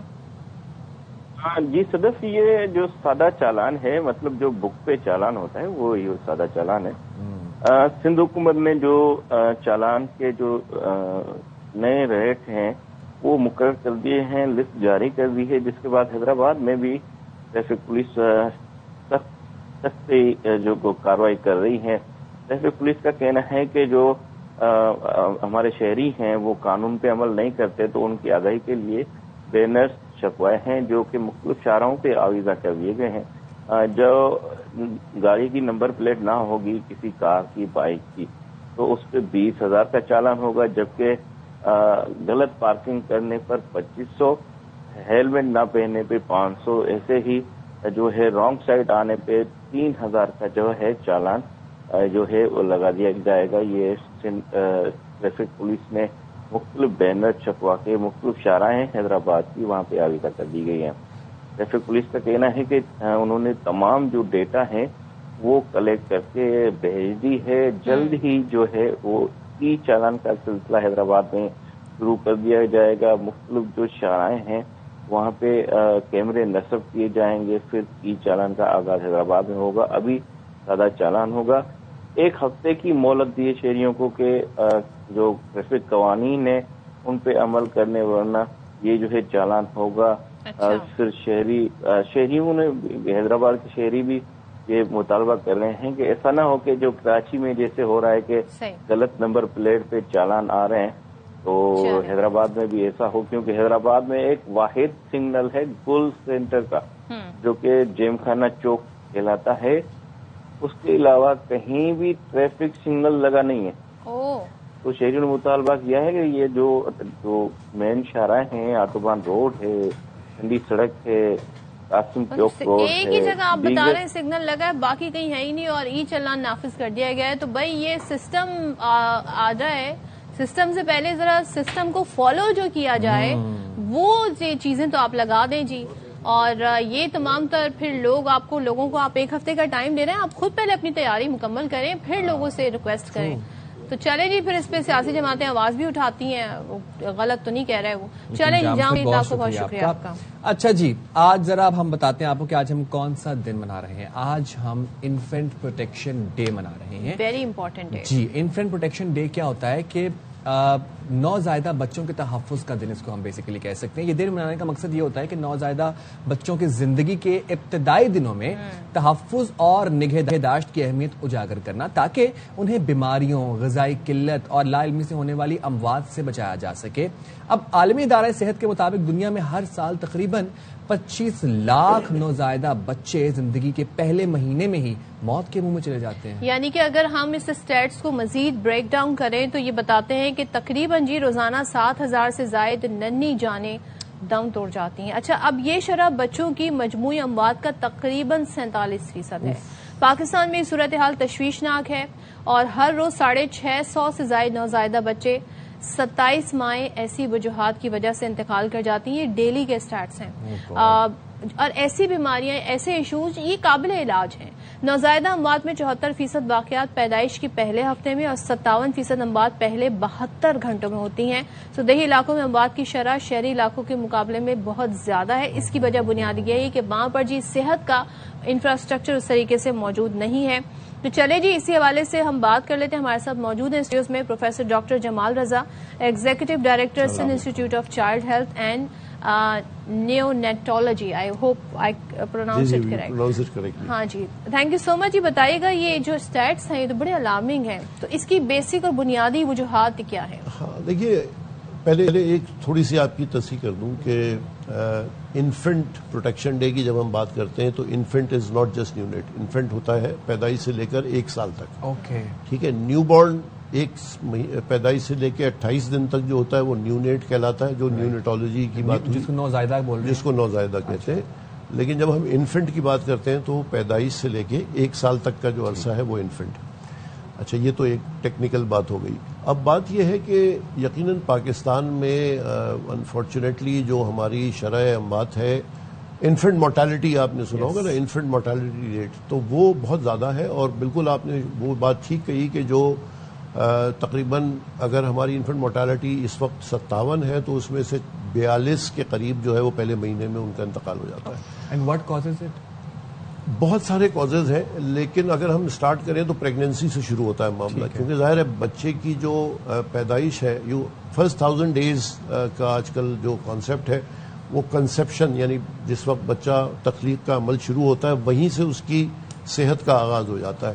تو اگر ماں کی صحت ٹھیک نہیں ہے اور ماں کی نگہداشت ٹھیک نہیں ہوئی تو بچے کے اندر شرح اموات بڑھ جاتی ہے, کیونکہ وہ پھر جب پیدا ہوتا ہے تو پری میچور پیدا ہوتا ہے, یا لو برتھ ویٹ پیدا ہوتا ہے, یا کمزور پیدا ہوتا ہے, یہ مختلف بیماریوں کے شکار کے ساتھ پیدا ہوتا ہے. آپ ابھی تھوڑی دیر پہلے میں نے دیکھا کرکٹ میچ کی بات کر رہے تھے, تو یوں سمجھیے کہ اگر پہلے اوور میں 2 وکٹیں گر جائیں تو باقی میچ تو پھر آپ ویسے ہی ہار جاتے ہیں آدھے سے زیادہ. تو وہی کیفیت ہوتی ہے کہ جب پیدائش ہی بچے کی کمزور ہوگی, پری میچور ہوگی, تو اس کے اندر شرح اموات, اس کے پورے سسٹمز میچور نہیں ہوتے تو وہ شرح اموات ظاہر ہے ان کے اندر بہت زیادہ ہوتی ہے. اور دوسرے نمبر کے اوپر ہمارے یہاں سیف ڈیلیوریز نہیں ہیں. ہماری جو مائیں ہیں وہ مختلف جگہوں پہ ان کی ڈیلیوریز ہو رہی ہیں, گھر پہ بھی ہو رہی ہے. اب کچھ اسپتالوں میں ڈیلیوری کی شرح جو ہے اس میں اضافہ ہوا ہے پچھلے کچھ دنوں میں, لیکن اب تک بہت ساری جو ڈیلیوریز ہیں وہ آج تک بھی گھروں پہ ہو رہی ہیں. اور گاؤں دیہات کی جی ہاں بالکل, شہروں میں بھی ہو جاتی ہیں. یہاں پر دائیوں کا معاملہ ہے, اور جب پرابلمز ہوتی ہیں, کمپلیکیشنز ہوتی ہیں, تو پھر by the time they get to the hospital it's already too late. تو یہ پھر بچے کے اندر انفیکشن کا یہاں بہت زیادہ ہے عمل دخل. ایک چیز جو ہم بہت دنوں سے ہائی لائٹ کر رہے ہیں وہ لیک آف بریسٹ فیڈنگ ہے. بریسٹ فیڈنگ بہت بڑا پروٹیکشن ہے انفینٹ مورٹیلٹی کے اگینسٹ, یعنی بچوں کی اموات کو بہت بچاتا ہے, بچوں کے انفیکشنز کو, بیماریوں کو بچاتا ہے. لیکن ہمارے یہاں جو بریسٹ فیڈنگ کی شرح ہے بدقسمتی سے وہ گرتی چلی جا رہی ہے. اور یہ جو ڈبے کے دودھ اور فارمولا ملک اور بوتلیں, ان کا جو رجحان ہے, ایون جو مڈل کلاس یا لوور مڈل کلاس غریب گھرانوں میں بھی جو ہے وہ میں نے دیکھا ہے کہ مائیں جو ہے وہ اگر گھروں کی جو میڈز ہیں وہ بھی اگر ان کا بچہ بھی ہے تو وہ بجائے اپنا فیڈ کرانے کے وہ بوتل اور دوسری چیزیں. تو یہ بچوں میں بہت زیادہ انفیکشن پروڈیوس کرتا ہے، میل نیوٹریشن پروڈیوس کرتا ہے، اور اس کی وجہ سے ان کی شرح اموات بڑھ جاتی ہیں. تو یہ دو تین بڑی ڈاکٹر صاحب بالکل. اب ذرا ہم کراچی کی اگر بات کریں، کراچی بہت بڑا شہر ہے، میٹروپولیٹن کاسموپولیٹن شہر ہے، اور ہمیں بتایا بھی جاتا ہے کہ کراچی کا جو ہیلتھ کیئر سسٹم ہے it's the best in Pakistan. میں آپ سے جاننا چاہتا ہوں کہ including NICH and other hospitals as well, مجموعی طور پر اس وقت ہمارے پاس کتنے انکیوبیٹرز ہیں اور کتنے ICUs آپریشنل ہیں؟ بڑا ٹیکنیکل سوال کیا. اصل میں تھوڑا سا آگے تصحیح کر دوں. میں اس وقت پہلے میں NICH میں 10 سال رہا ہوں، 30 سال رہا ہوں، 10 سال ایز اے ڈائریکٹر.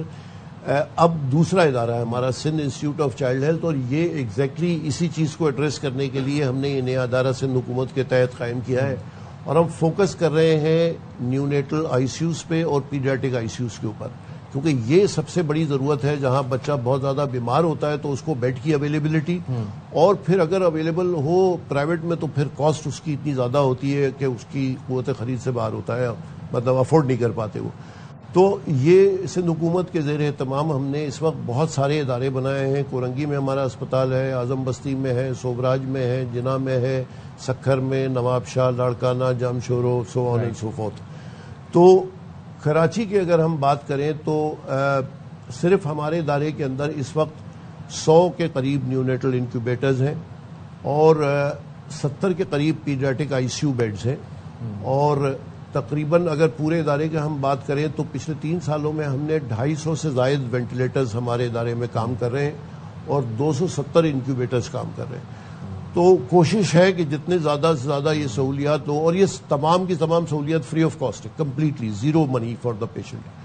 تو اللہ کا شکر ہے کہ یہ کچھ عرصے میں ہم نے اس کو بہتری کی ہے. لیکن ہماری پرابلم یہ ہے کہ ہماری آبادی جس شرح سے بڑھ رہی ہے اس کے اندر آپ کتنی بھی سہولیات قائم کریں، دو مسائل ہیں. ایک تو آبادی بڑی تیزی سے بڑھ رہی ہے، لوگوں کی قوت خرید یا جو غربت کی شرح ہے اس کے اندر بھی اضافہ ہو رہا ہے. تو دونوں مسائل ایسے ہیں کہ آپ جتنی بھی سہولیات قائم کرتے چلے جائیں لگتا ہے کہ یہ بھی کچھ بھی نہیں ہے. تو جہاں انکیوبیٹرز بہت کم تھے وہاں ہم نے آج 100 انکیوبیٹرز بنا دیے ہیں پچھلے 2-3 سالوں کے اندر. لیکن وہ 100 انکیوبیٹرز بھی 100% آکیوپائڈ ہوتے ہیں، اور مستقل ہمیں سمری جاری ہوتی ہیں کہ بھائی جگہ نہیں ہے، آپ کہیں سے جگہ بنائیں. تو ضرورت بہت زیادہ ہے، وسائل ظاہر ہے لمیٹڈ ہیں. لوگوں کو چاہیے کہ اب ہم دوبارہ آ جاتے ہیں پروٹیکشن کی طرف، کہ پروٹیکشن کی طرف جائیں. کیونکہ ہم علاج سے زیادہ، وہ کہتے ہیں نا احتیاط علاج سے بہتر ہے، ہمیشہ کی ایک پرانی کہاوت ہے.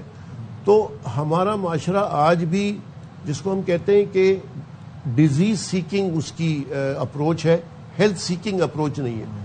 بشمول ہم سب تمام لوگوں کے، ہم جب بیمار ہوتے ہیں تو ڈاکٹر کی طرف جاتے ہیں یا ہماری توجہ ہیلتھ کی طرف ہوتی ہے، لیکن بیمار ہونے سے پہلے ہم یہ نہیں سوچتے کہ ہم وہ کیا اقدامات کریں جس سے ہم بیماری سے محفوظ رہ سکیں. اس سوال کو تھوڑا سا اور ہم بڑا الیبوریٹ کر دیتی ہوں کہ اب ظاہر عام بیماریاں، خاص طور پہ جو خاص طور ایسی بیماریاں جو جان لیوا ثابت ہو سکتی ہیں، ان سے بچا کیسے جائے؟ کیا ویکسین کوئی کورس ہوتے ہیں وہ کرانا چاہیے؟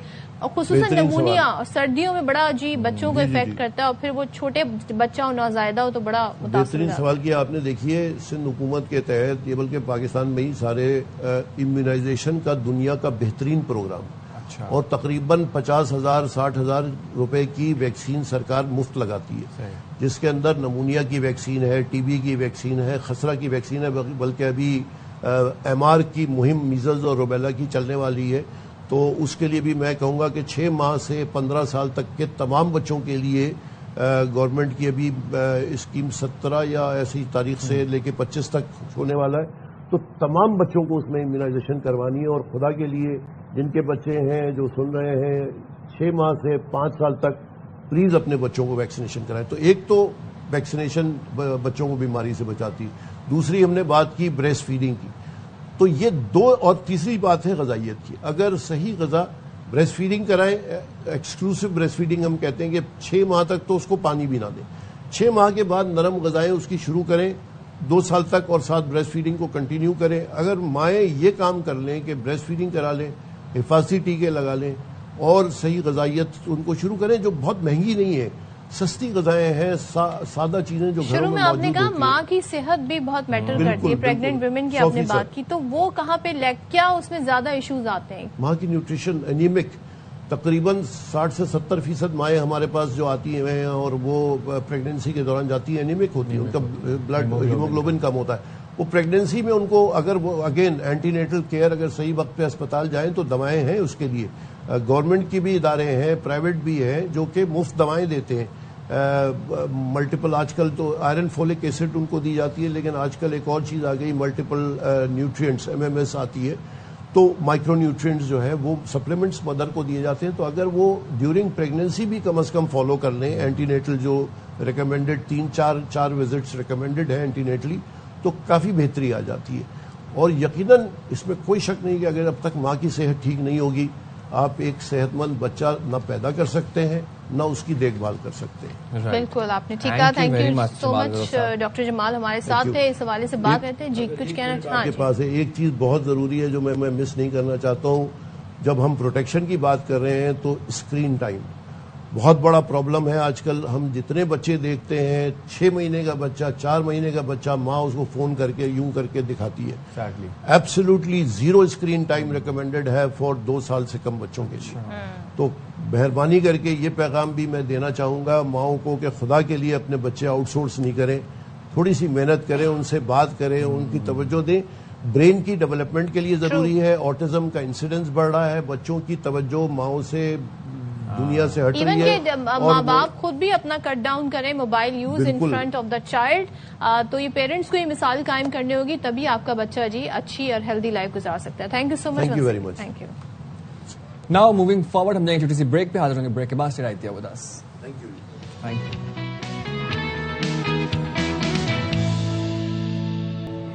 Welcome back once again. اور 11/11 تو آپ نے سنا ہوگا اور سب کو اب آئیڈیا ہو گیا ہوگا 11/11 ہے کیا. 11/11 وہ ٹائم ہے, وہ ڈیٹ ہے کہ جب سب صرف اپنے فون اسکرینس کے ساتھ جڑے ہوتے ہیں اور بیسٹسٹ ڈیلز تلاش کر رہے ہوتے ہیں. یو ٹیل می آپ نے لاسٹ ٹائم 11/11 سے کیا منگوایا؟ بھائی یہ تو میں نہیں بتاؤں کیا منگوایا, کتنا منگوایا تھا. میں اکثر بیشتر کچھ زیادہ ہی چیزیں منگوا لیتی ہوں, بعد میں سوچتی ہوں کہ بھائی ضرورت نہیں تھی. بہرحال لیکن یہاں پر ہم بات کر رہے ہیں جی, بڑی مشہور و معروف پلیٹ فارم ہے, آپ سب وہاں سے شاپنگ کرتے ہیں. پاکستانی دراز کی میں بات کر رہی ہوں. سو دراز سے ہم بھی شاپنگ کرتے ہیں اور ہر پاکستانی کرتا ہے. سو جی یہ جو دراز ہے اس نے 11/11 شاپنگ سیل کا آغاز جو ہے اس کی تیاریاں شروع کر دی ہیں. اور دراز 11/11 سال کی سب سے بڑی آن لائن سیل ہوتی ہے. اور اس کے تناظر میں ہم دیکھیں تو آپ اتنی مہنگائی ہے, لوگ افورڈ نہیں کر سکتے. پھر لوگ, اور جب انسٹاگرام کا دور ہو, سوشل میڈیا کا دور ہو, تو یہ کنزیومرزم کا دور ہے. بہت زیادہ آپ کو نا ایڈز آ رہے ہوتے ہیں, سب کا دل کر رہا ہوتا ہے ہم یہ چیزیں خریدیں, لیکن سم ٹائمز آپ افورڈ نہیں کر سکتے. مگر دراز وہ پلیٹ فارم ہے جہاں پر افورڈیبلٹی بھی ہے اور کوالٹی بھی ہے. And the most amazing part is that کہ واسٹ ویرائٹی ہے. You will get to see a lot of variety. ایک ہی پروڈکٹ کی آپ کو 3-4 ویریشنز مل جائیں گی. ٹیکنالوجی, فیشن, ہوم ڈیکوریشن, بہت کچھ, مطلب سب کچھ ہی ہے دراز پہ. So we have in the studios with us Pakistan Sri Lankan managing director Ahsan Sayyah sahib. Thank you very much Ahsan sahib, آپ نے باخبر سویرا کے لیے وقت نکالا. 11/11 کو پاکستان میں چند سال پہلے متعارف کروایا گیا, 7 years ago. ابھی ہم بات کر رہے تھے. How was this journey and how was the response? I think the journey ایک ہمارے لیے بھی we've learned a lot. I think جب ہم نے پہلی دفعہ کیا تھا تو ایک بہت ایک پلاننگ کے بغیر ہم نے کیا تھا. جو پہلا 11/11 ہے ہمارا فوکس یہ تھا کہ بھائی ہر چیز بس ہمیں سستی لگانی ہے دراز پہ. اور پھر اوور ٹائم وی لرنڈ کہ ہمیں کوالٹی پہ بہت فوکس کرنا ہے, ہمیں ایک ایکو سسٹم بنانا ہے. اگر آپ دیکھیں گے اب 11/11 اس پہ آف لائن پارٹنرز بھی ہیں, ہمارے انشورنس پارٹنرز ہیں, ہمارے سب سے سارے برانڈز آ رہے ہوتے ہیں, بینکس آ رہے ہوتے ہیں. تو ایک پورا ایکو سسٹم بن گیا ہے. وہ 7 سال کی جرنی میں پرائسنگ تو آبویسلی ابھی بھی بہت ضروری ہے. جیسے آپ نے کہا کہ پورا سال لوگ ویٹ کرتے ہیں کہ مجھے اسپیشلی جو بگ پرچیز آئٹمس ہوتے ہیں, بگ پرائس آئٹمس, ان کے لیے وہ پورا سال ویٹ کرتے ہیں. تو اٹس ویری امپورٹنٹ کہ پرائسنگ ہو, مگر اس کے ساتھ ساتھ میں کوالٹی پہ بہت فوکس کرتے ہیں. ڈلیوری ایکسپیرینس ہمارے جو پورے ملک میں تقریباً 70-80% ڈیکس کے تھرو ڈلیوریز ہوتی ہیں, اور اس میں ہمیں ہزاروں رائڈرز اور ہیروز کو ہائر کرنا پڑتا ہے ٹو میک شیور کہ ڈلیوری جب آپ آرڈر کریں so it can actually get to you very very quickly.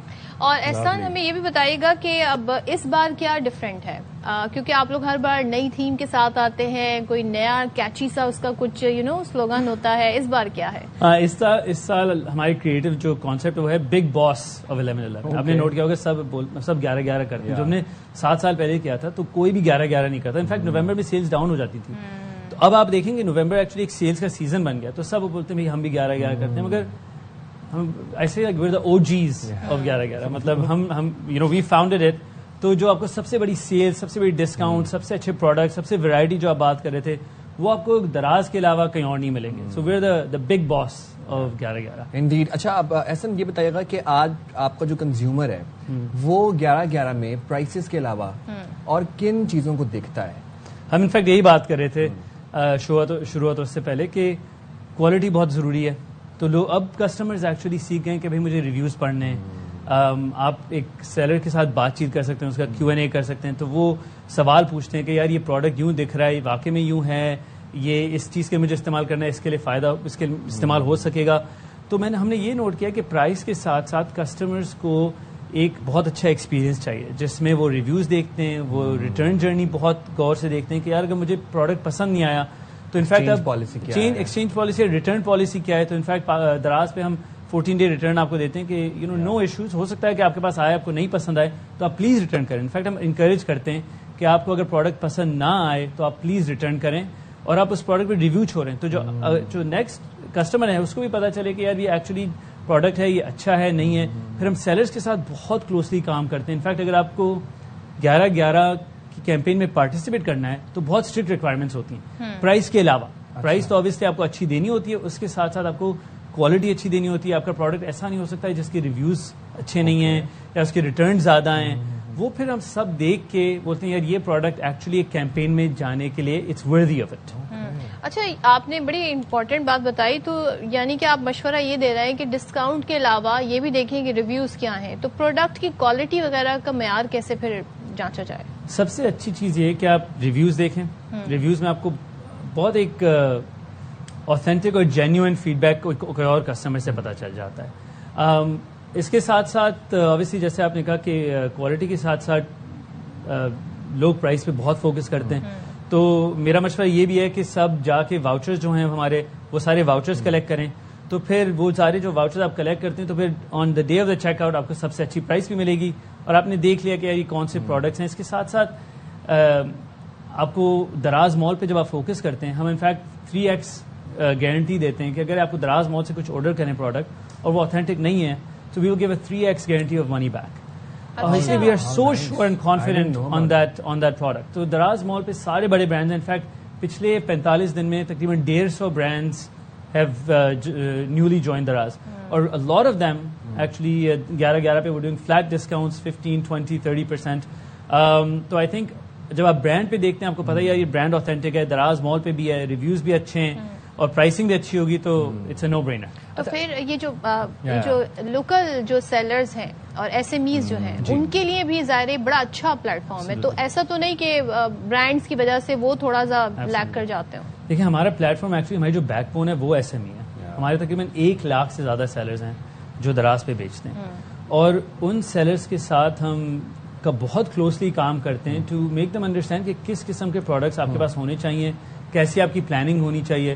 In fact ہم ریسنٹلی میں ایک ہیرو سے ملا تھا جو ہمارے رائڈر ہوتے ہیں, اور اس نے ڈسکرائب کیا تھا کہ 11/11 ہماری عید ہوتی ہے, اور وہ ایکچولی واقعی میں سیلرز کے لیے بھی ایک عید ہوتی ہے. میں ایکچولی 11/11 کی رات پہ میں یوزلی ویئر ہاؤس چلے جاتا ہوں اور میں سیلر سے ملتا ہوں جو اپنی چیزیں وہ لا رہے ہوتے ہیں, اور آپ دیکھتے ہیں کہ وہ پورے جو مطلب 6 مہینے میں انہیں آرڈرز کیے ہیں وہی آرڈرز ایک دن میں کر لیتے ہیں. کیا بات ہے. تو ایک سیلرز کے لیے بھی بہت بڑی اپرچونٹی ہوتی ہے کہ سارا والیوم جو بین پلاننگ فار وہ ایک دن میں دیکھیں گے. اینڈ آئی مسٹ اپریشیٹ کہ آپ اپنے رائڈرز کو ہیروز کہہ کے مخاطب کر رہے ہیں. نہیں اٹس ٹرو بیکاز وہ دیکھیں they are the face of organization. وہ آپ کے پاس جاتے ہیں, وہ کسٹمر سے بات کرتے ہیں, and they should be treated as heroes, they should be respected as heroes. اور ہم انفیکٹ ان کی یہی ٹریننگ کرتے ہیں کہ یار ناٹ, اگر آپ کو کوئی کسٹمر بھی ڈس ریسپیکٹ کریں you should not tolerate it because it's very important. کہتے ہیں نا اوپر سے جب آپ کو ایک ریسپیکٹ دینے کی جو ہے صلاح دی جائے گی تو پھر سبھی ان کو respect. It comes from above the top of the hierarchy. اچھا آئی تو grow up shopping at Daraz and I still shop at Daraz. بہت ٹائم سے بہت کمپیٹیٹرز بھی آئے obviously, but what is that one thing that has kept Daraz going? Yeah, I think what has kept Daraz going is, like I said, ہماری جو back bone ہے وہ یہ ہے کہ it's a marketplace of hundreds of thousands of sellers. جس میں literally الحمدللہ دراز has created millions of jobs in the country. So you have a backbone of hundreds of thousands of sellers. جہاں ہم نے پروڈکٹس کی کوالٹی پہ focus کیا ہے اور ہنڈریڈز آف تھاؤزنڈ سیلرز کی وجہ سے ہمارے پاس پروڈکٹ ویرائٹی بہت ہے. جو کمپیٹیٹرز آتے ہیں وہ بہت ایک نیش ایریا پہ فوکس کرتے ہیں, مگر جیسے آپ نے کہا دراز پہ آپ کو کچھ بھی مل سکتا ہے. یو کین گو ٹو دراز اینڈ جسٹ اگر آپ کا موڈ ہو رہا ہے کہ مجھے پتا بھی نہیں کیا خریدنا, you can discover and explore. So I think what's really kept us is the variety of the products and over time ہم نے جو کسٹمر ایکسپیرینس پہ بہت ایک ریلینٹلیس فوکس کیا ہے کہ جب لوگ, مجھے بھی یاد ہے کہ 6-7 سال پہلے there was a lot of complaints کہ یار میں یہ چیز لیتا ہوں کچھ اور آتا ہے. اب ہمارا فوکس ہے یار اٹس اے بیڈ ایکسپیرینس, ہمیں اس پہ فوکس کرنا ہے, ہمیں سیلرز کے ساتھ کام کرنا ہے اور ہمیں ان کی میچورٹی ایڈوانس کرنی ہے. تو آئی تھنک وہ ویرائٹی پہ کسٹمر ایکسپیرینس کی وجہ سے الحمدللہ ہماری ترقی ہوئی ہے. بالکل, اور ٹرسٹ بڑا میٹر کرتا ہے اور خاص طور پہ جو یہ پروسیس ہوتا ہے نا کہ سم ٹائم آپ جو ایکسپیکٹ کر رہے ہوتے ہیں چیز ویسی نہیں آتی ہے اور پھر اس کے بعد جو اس کو واپسی کا جو ایک مرحلہ ہے وہ پروسیس آپ لوگوں نے کافی اچھا بھی کر دیا ہے. Thank you very much Ehsan Sayyah Sahab for taking our time. Looking forward to 11/11 sale. تو دیکھتے ہیں جناب کس طرح کی اس بار سیل لگتی ہے. Yes we'll go on a short break, stay right there with us. Thank you.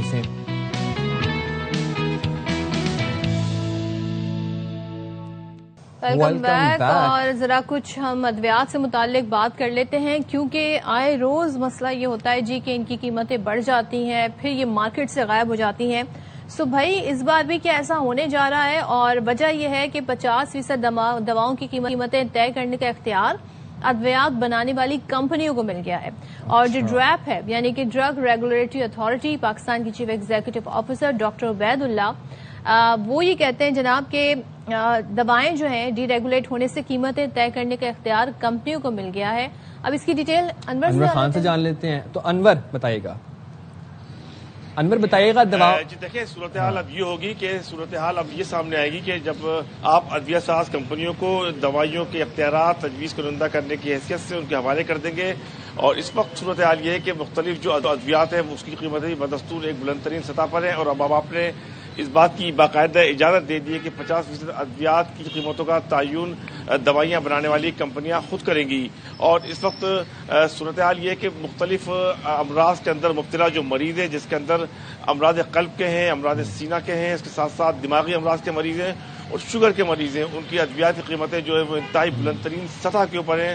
اور وہ افراد جو کہ مختلف کینسر کے مختلف مرض کے اندر مبتلا ہیں, ان کی قیمتیں تو انتہائی بلند ترین سطح پر ہیں. اب ان کے لیے علاج کا برداشت کرنا انتہائی ناممکن ہو جاتا ہے. اور صورتحال یہ ہوتی ہے کہ اب ڈریپ کی جانب سے جو صورتحال سامنے آئی ہے کہ جب آپ نے قیمتوں کا تعین کرنے کے لیے اس کو دے دیا, تو اس وقت کراچی کے اندر نیشنل ہیلتھ پالیسی کے حوالے سے ماہرین نے ایک سیمینار کے اندر شرکت کی تھی کہ جس کے اندر ڈریپ کے حکام نے اس بات کا اعتراف کیا تھا کہ غیر ضروری ادویات تجویز کرنے کے نتیجے کے اندر تقریباً 50 ارب روپے کا نقصان ہوتا ہے جو کہ لوگوں کو ادا کرنا پڑتا ہے. جبکہ ماہرین صحت اور دیگر افراد یہ بتاتے ہیں کہ ڈاکٹروں کی جانب سے جو دوائیں تجویز کی جاتی ہیں, جو دی جاتی ہیں, 70% ادویات انتہائی غیر ضروری ہوتی ہیں. تو صورتحال جو بنتی ہے وہ یہ ہوتی ہے ایک اینیکسس بنتا ہے ڈاکٹروں کا, فارماسیوٹیکل کمپنیوں کا اور فارما فرم کا. جب آپ ان تمام کی تمام چیزوں کے حوالے سے بات کرتے ہیں تو اس کے بعد جو صورتحال سامنے آتی ہے روز روشن کی طرح آیا ہے کہ اس قیمتوں کے تعین کے حوالے سے جب ڈاکٹروں کو بیرونی اور عمومی ان کے دورے کرائے جاتے ہیں اور 70% ادویات جو ہے وہ غیر ضروری طور پر تجویز کی جاتی ہیں.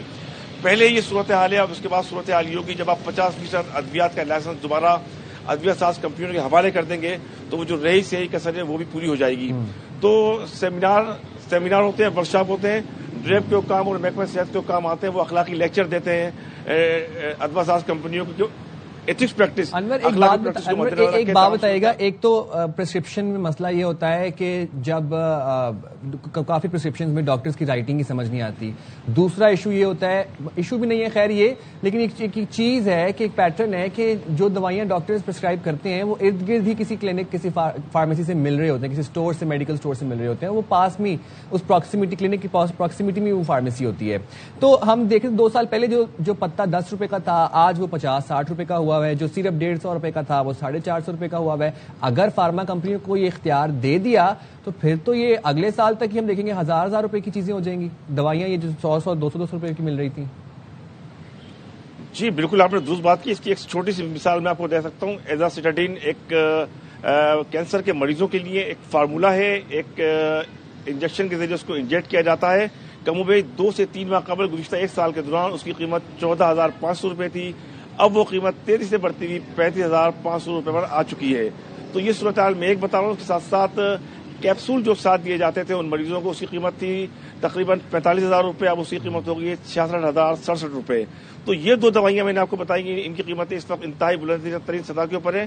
اور بالکل ایسی صورتحال پورے ملک کے اندر درپیش ہوتی ہے کہ جو ماہرین صحت, جو ڈاکٹرز جن کو آپ دکھاتے ہیں, ان کی کلینک کے اطراف ہی اس فارماسیوٹیکل اسٹور کے اوپر, میڈیکل اسٹور کے اوپر وہ دوائیں دستیاب ہوگی, باقی شہر کے کسی بھی اسٹور کے اوپر وہ دوائی نہیں ہوگی. تو بنیادی طور پہ یہ بنتا ہے, ایک اینیکسس بنتا ہے, ایک گٹھ جوڑ بنتا ہے. یہ گٹھ جوڑ کے نتیجے کے اندر اربوں روپے کی غیر ضروری ادویات. جو اصل ایشو ہے وہ یہ ہے نا کہ فارما کمپنیوں کو اختیار دینے سے جی یہ جو فیصلہ ہے کہ اس سے قیمتوں پر فرق پڑے گا, پھر ہونا کیا چاہیے؟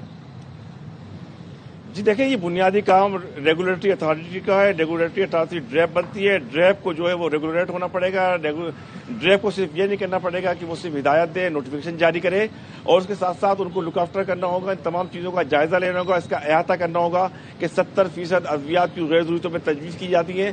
آپ کیوں اس بات کا تعین نہیں کرتے کہ تمام کی تمام ادویات جو ڈاکٹروں کی جانب سے تجویز کی جاتی ہیں وہ کم و بیش ملک کے تمام میڈیکل اسٹور کے اوپر دستیاب ہوں؟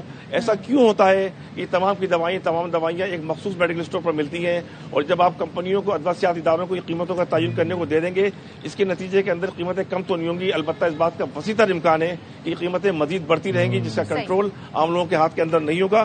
بنیادی ذمہ داری بنتی ہے ڈریپ کی کہ ڈریپ اپنے آپ کو ریگولیٹ کرے, چیزوں کا تعین کرے, اور ساتھ میں ایک چیز اور بھی ہونی چاہیے جو نہیں ہے کہ ایک اسپیسیفک جو پرسکرپشن لکھا جاتا ہے, فارمولا بتا دیا جائے, تاکہ اگر اس طرح کی کوئی دوسری ادویات مل سکتی ہیں تو وہ لوگ افورڈ بھی اگر کر سکتے ہوں تو وہ ان کی پہنچ میں ہو. تو یہاں پر بھی یہ چیز ختم ہونی چاہیے, نہ صرف ڈی ریگولیٹ ہونا چاہیے, اس چیز پر بھی فوکس ہونا چاہیے. تھینک یو سو مچ انور.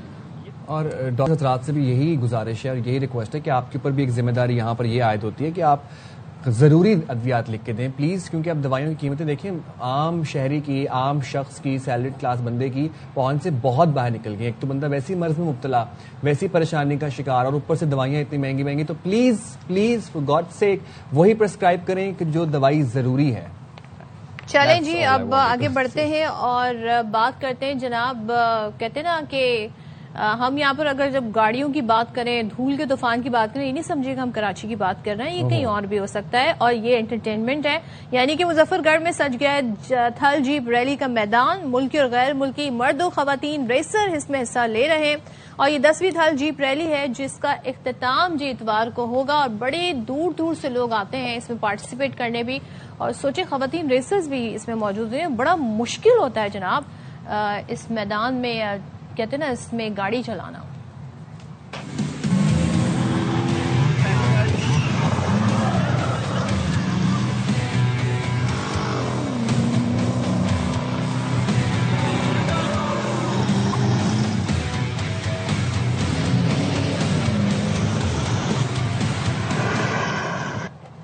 میرا تو بہت دل کر رہا ہے یہاں پر جانے کا, لیکن یہ ہماری ہب والی ہوگی نا, ہم اس میں جائیں گے. بٹ گاڑیوں کا آپ دیکھ سکتے ہیں کہ اچھا گاڑیوں کی ٹیگنگ ٹریکنگ وہ والا جو مرحلہ تھا وہ مکمل ہو چکا ہے, اور اب ہم یہاں سے دیکھیں گے جناب آپ کو ریسنگ کے مناظر نظر آئیں گے. گاڑیوں کی ماڈیفیکیشن جو میں نے اس دفعہ دیکھی ہے نا, ویسے وہ کمال تھی. اس دفعہ گاڑیاں بہت اچھی ماڈیفائڈ ہوئی تھی. آپ یہ گاڑی دیکھیں نا, کیونکہ پورا سال تیاری چلتی ہے ان گاڑیوں کی, اور پھر ان کی بہت سی آلٹریشنز ہوتی ہیں. یہ کوئی اسٹاک گاڑیاں نہیں ہوتی, یہ ہوتا ہے کہ ان کا ایک ایک پارٹ جو ہے دنیا کے مختلف جگہوں سے وہ اکٹھا کیا ہوتا ہے, پھر ان کو ماڈیفائی کر کے آلٹر کر کے. جنون ہے نا ایک, یہ وہ کہتے ہیں نا شوق کا کوئی مول نہیں. تو یہ ہمیں یہاں پر اس ریلی میں دیکھنے کو ملتا ہے. اب ہمیں دیں اجازت, اب ہم آپ سے اجازت لیتے ہیں. اپنا خیال رکھیے گا, اور خاص طور پر جو موسم جس طریقے سے بدل رہا ہے تو اس میں اپنا اپنے بچوں کا خاص خیال رکھیے گا. اسی کے ساتھ اجازت, اللہ حافظ. پاکستان زندہ باد.